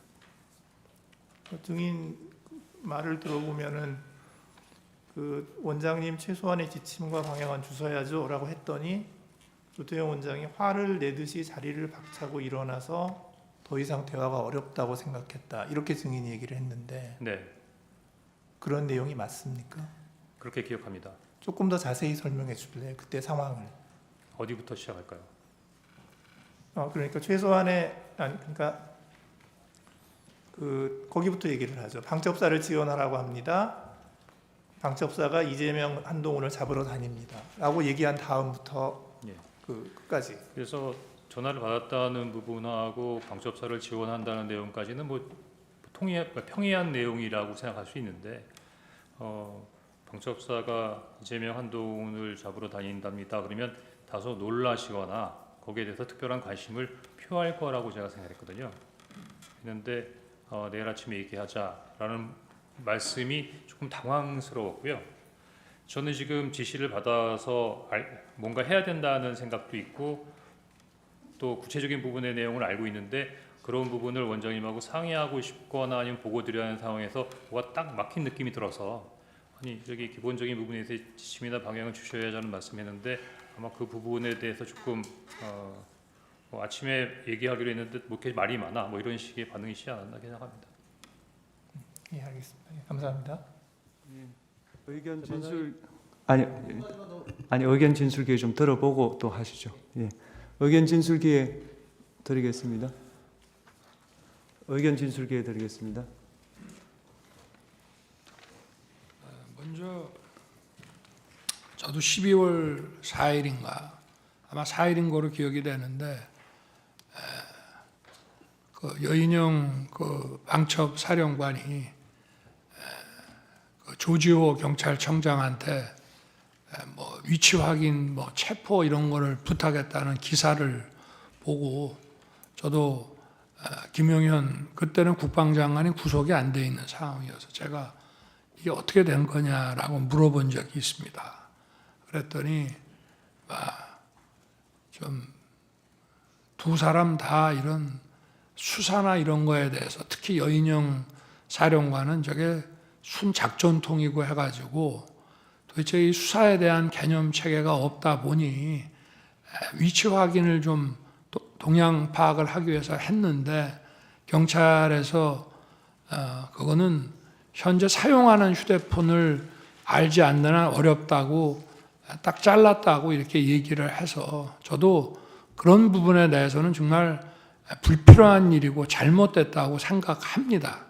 그러나 지금 이제 우리 국정원 1차장의 이 메모와 관련된 문제는 그런 차원의 문제가 아니고 저와 통화한 거를 가지고 대통령의 체포 지시라는 것과 연결을 해서 바로 이 내란과 탄핵에 이 공작을 했다는 게 문제입니다.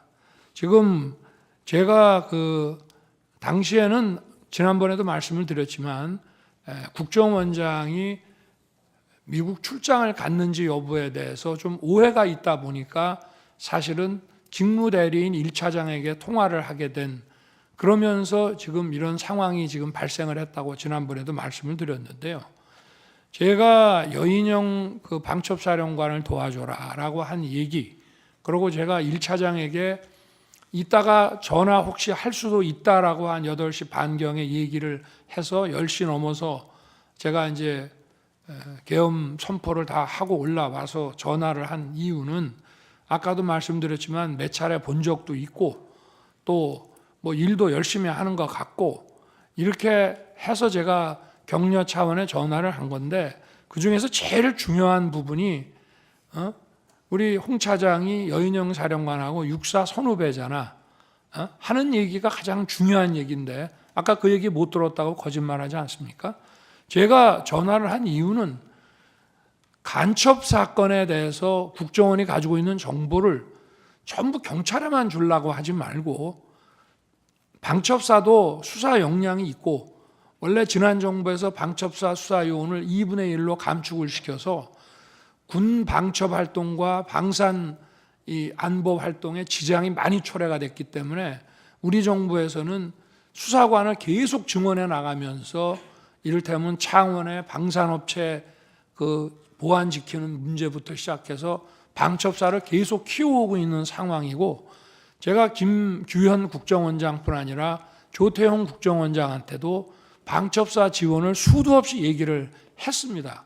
그래서 제가 1차장에게 전화를 하게 되면 이거는 그 얘기하려고 하는 것이지 개헌과 관련된 사무는 국정원에 당시에는 뭐 요청할 일도 없고 또 만약에 여러 가지 개헌과 관련된 정보 사항을 좀 파악을 해야 되겠다 하면 대통령이 국정원장한테 전화를 하지 차장한테 전화한다는 거는 이거는 공직사회에서 있을 수 없는 일입니다.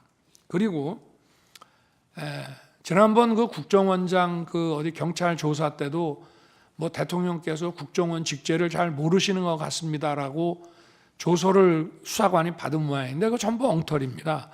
우리나라에서 국정원 직원 빼고 저만큼 국정원에 대해서 잘 아는 사람이 없습니다.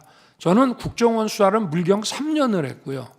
그리고 국정원, 방첩사, 경찰의 이 대공 역량을 보강하기 위해서 취임 이후에도 엄청난 노력을 했을 뿐 아니라 국정원 인사를 벌써 여러 차례 해온 사람이라 속속들이 저는 잘 압니다.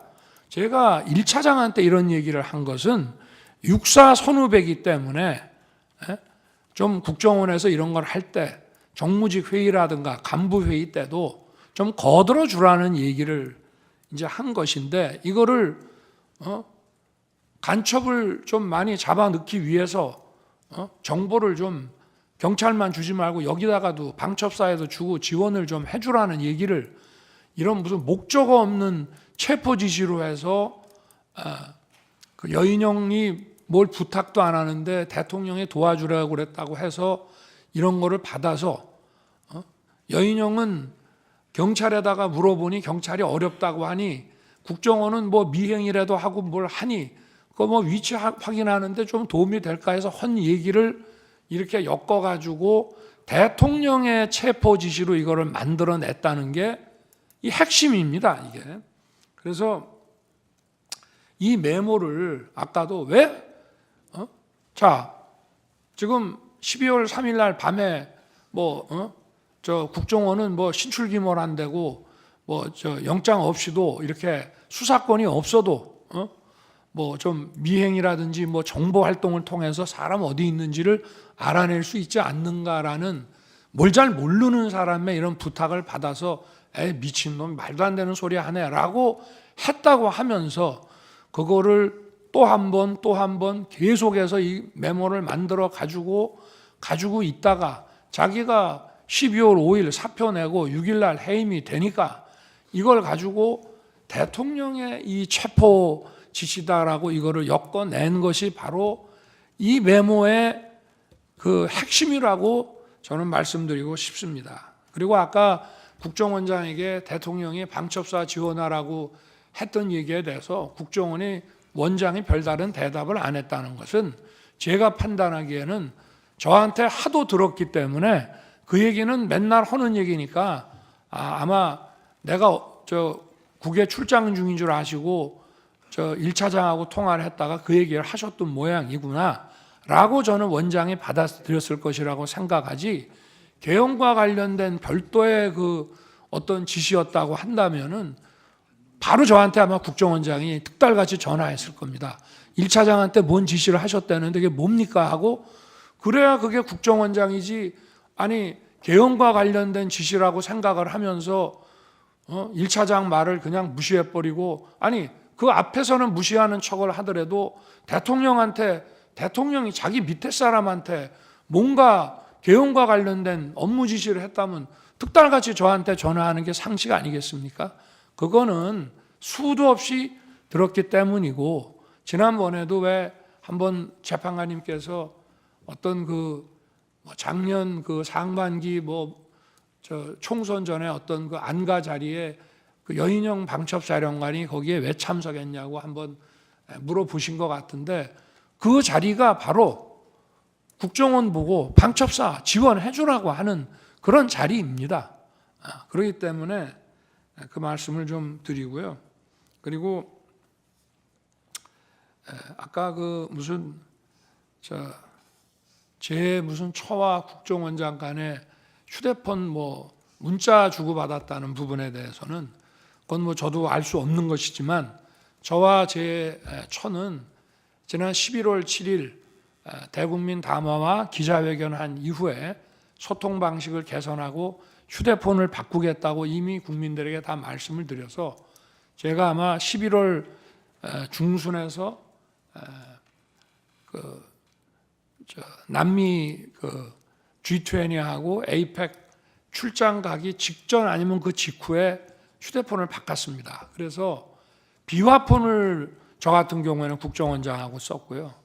아마 제 아내는 국정원장이 안보실장이던 시절에는 전화번호를 가지고 있었을지 모르지만 휴대폰을 이렇게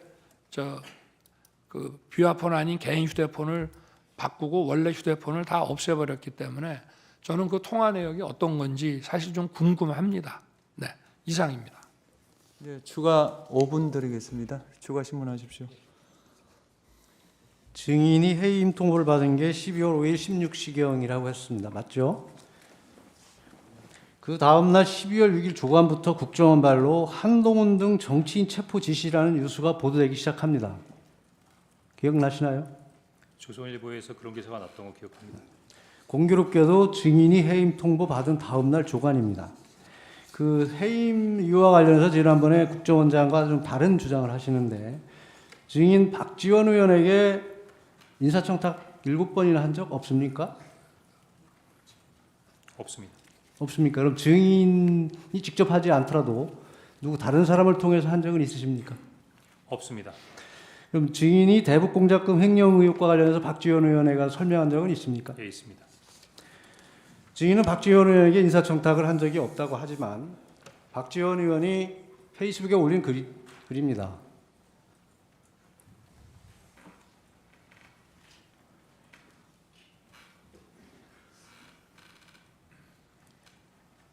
인사청탁이나 했다면 홍 차장을 질책했고 대북공작금 유흥비리 의혹에 대한 질문에 홍 차장은 대면 보고하겠다고 답변했다. 그 앞에 보면 주영 대사를 역임하신 전 국정원 간부가 7차례 청탁 거절한 것이 전부다. 이런 내용이 나옵니다. 그럼 증인과 관련이 없는 내용입니까? 대신 청탁해 준 사람이 누굽니까? 증인 뭐 짐작되는 분이 있는데 공개적으로 얘기하는 건 적절치 않을 것 같습니다.